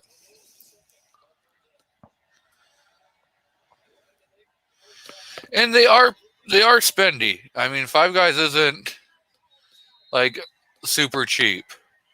it is, and I don't think their burgers are the best burgers, but I like them. Oh yeah, they're damn good. I'd put them in probably like my top 10, but I probably wouldn't put them anywhere near my top 5. The best one I ever had was at the Mariners at the Safeco Field, or whatever, T-Mobile Field they call it now. But for a while they had American Kobe cheeseburgers. Those were really, really good.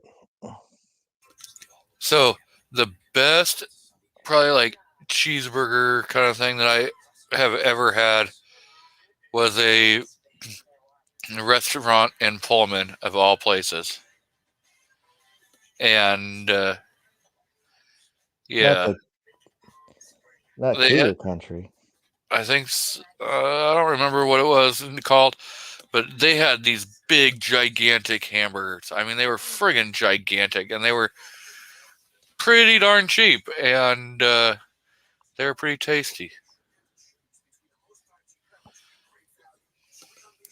There's not a whole lot of not a whole lot of probably places in Pullman, But it was a little hole in the wall kind of place. I don't know. You're. It wasn't I- too far from the highway that comes down from I-90 that drops down into Pullman. You can drop in and Oh, was it outside town? yeah, it was close. Oh. It was a little closer to the highway. Yeah, I don't know then. But yeah, it was a little tiny. It was. Wasn't a horrible place, but yeah, they had gigantic hamburgers. We stopped back in the 90s. Stopped at some place. It had to be around here, but I don't know. I was riding with a friend. We were going to pick up some car parts, and stopped at a little shack, and I got a milkshake, and he's driving, hands him the milkshake, and she goes, "I'm sorry." It's an older lady. "I'm sorry, it's not mixed up very well. My hand got tired." Okay. Yeah. So Burnaby says if I ever visit Texas again, he'll take me to the best burger joint in the state. So I've been to Texas before. I was a little kid. It was 1988 when I was in Texas.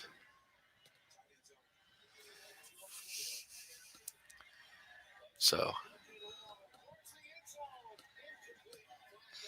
we have a restaurant around us, and they have a sign on their building that says "Ho Made Fries," not home, but Ho, Ho fries.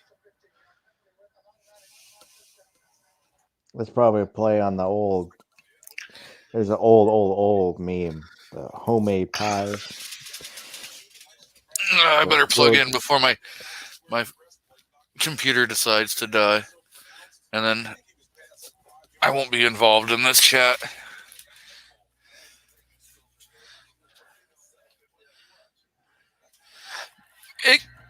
Yeah, you're probably right. It was probably a play on something like that because they're, like a drive-in style restaurant.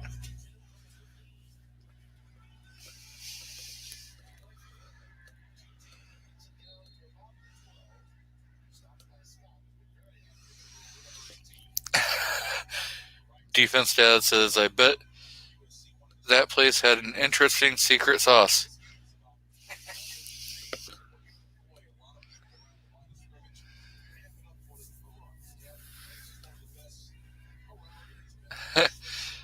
Burnaby says, is that like hoe cakes?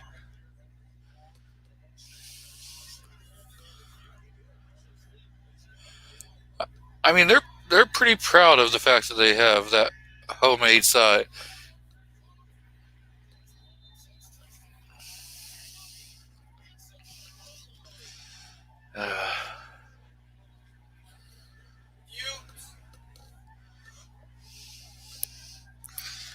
Yeah, everyone just heard you yell, "Go Utes."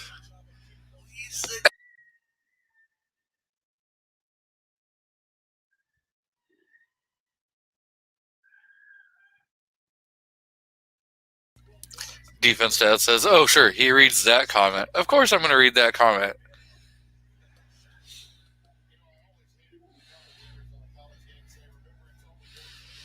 Well, have a great day, Cobalt.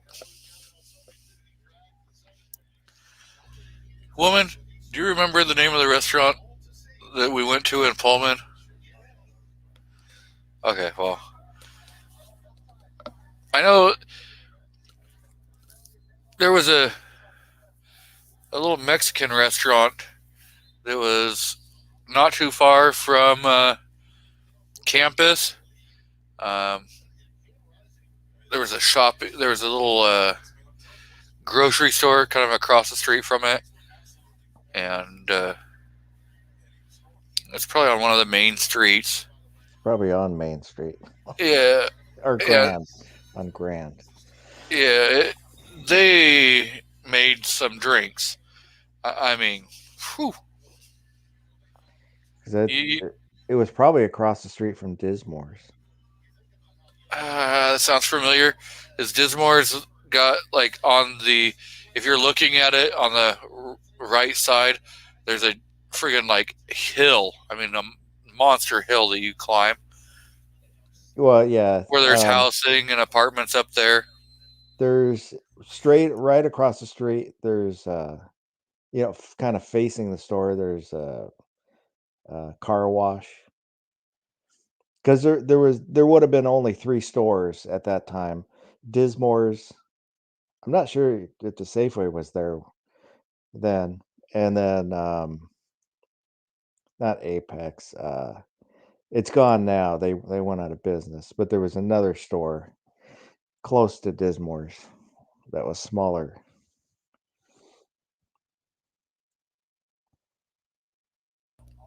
If my buddy was still alive, I'd ask him because we went over there when him and his wife were living over there because she was going to school at WSU. And so we went over and visited them. And we went to the Mexican restaurant for dinner. And then the wife and I got a hotel room. And the next morning when we were getting ready to leave the hotel, get down into the lobby, and there was some friggin' gigantic women. I mean, these women were well over 6'3", and they were in Pullman for a tournament for. There was like Arizona State that was there. Arizona was there. It was a volleyball or basketball. It was either volleyball. I think it was a volleyball tournament, maybe a basketball. But I was in the lobby with a OSU shirt on, and I got some dirty ass looks from these women that were easily like half a foot taller than me. And you don't realize how short you feel until you stand next to a woman who's like 6'7". Oh, the wife said they were basketball players.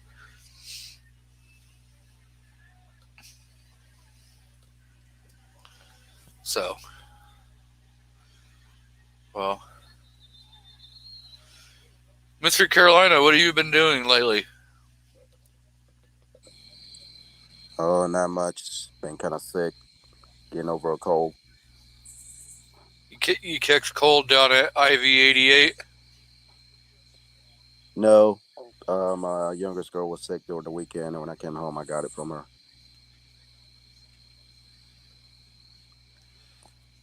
It's not the vid. Right? It's not the vid this time. How was it at IV? It was good. A lot of people there. Wasn't too bad. Hot, overcast.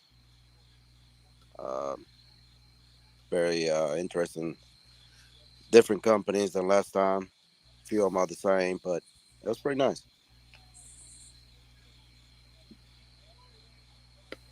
Is there a fee to go, or is it by invite, or how does it work? No, there's no fee. Yeah, it's invite. You don't have to have like 1 million subscribers to go, really. So just get in touch with Brandy, and she'll sign you up for you sign up, RSVP, and sign all the waivers and stuff and everything, and just go find your hotel. So, I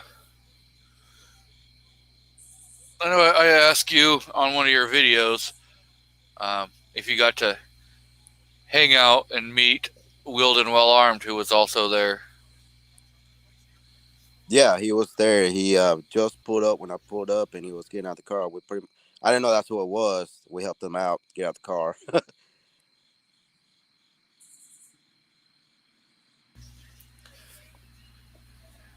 Yeah. Well, see, it would have been good if you guys had like talked a little bit, and then you could have done some some little videos together. Oh yeah.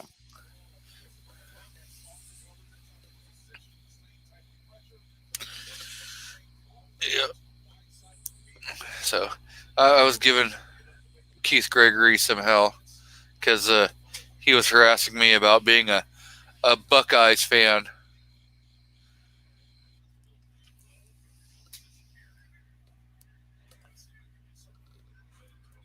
Which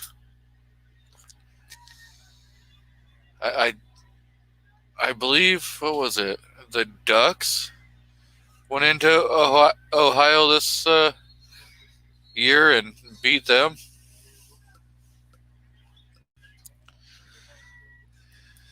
And we beat the Ducks in the Civil War last year, so by default we beat Ohio.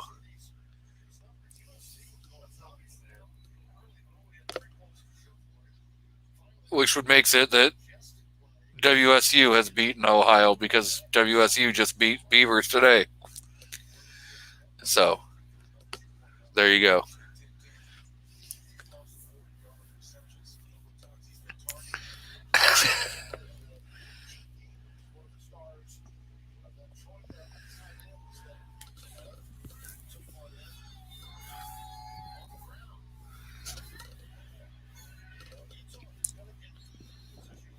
But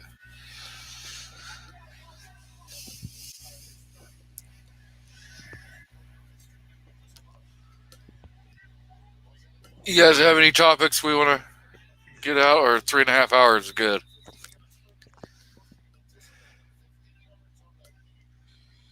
I don't have anything. Okay, well, let's get some closing plugs and we'll call it an evening. Mr. Carolina, you want to throw out anything new you're doing?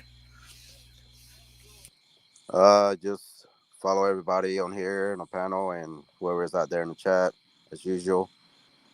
Check them out. Everybody on every platform, whatever they're at, social media. Like, share, subscribe, all that good stuff. Comment. If pretty much it. Yeah. Are you on your phone, Carolina? Yes. Can you drop a link for your channel in the chat? I can try. Oh, okay. I forgot to look it up there.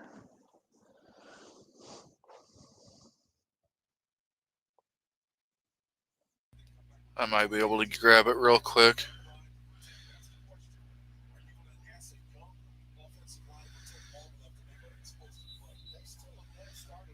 Possibly. Go through the 400 people that I'm subscribed to. Looks like you got it. Carolina got it. Cool. So, and as we're getting ready to get out of here, Mr. Patriot in the Dark shows up. So, definitely go check out his channel if you're not already subscribed to it. He does amazing, awesome content. Mr. Foss, let's go with the closing plugs and talk about your live stream tonight. I put out links earlier in the chat, so scroll back up. You can check out people who were on the panel today. Check out whoever's out in the side chat. Find somebody new to watch, or better yet, start making videos yourself, because you never know who wants to hear what you have to say. And if you happen to be up at 1 a.m. Pacific tomorrow morning, 4 a.m. metric, I'll be doing the overnight chat. We're going to talk about milsurp guns. What are they? Who are they? Why are they? and whatnot. I'm hoping Fine Ape can make it, but won't know until if he shows up. That'd be an interesting guest. He's a pretty cool guy. Oh I've yeah, talked to him before. I talk with him all the time on midnights chats. Some, Yeah. So okay, I'm gonna play the outro that was created by Mr. Foss.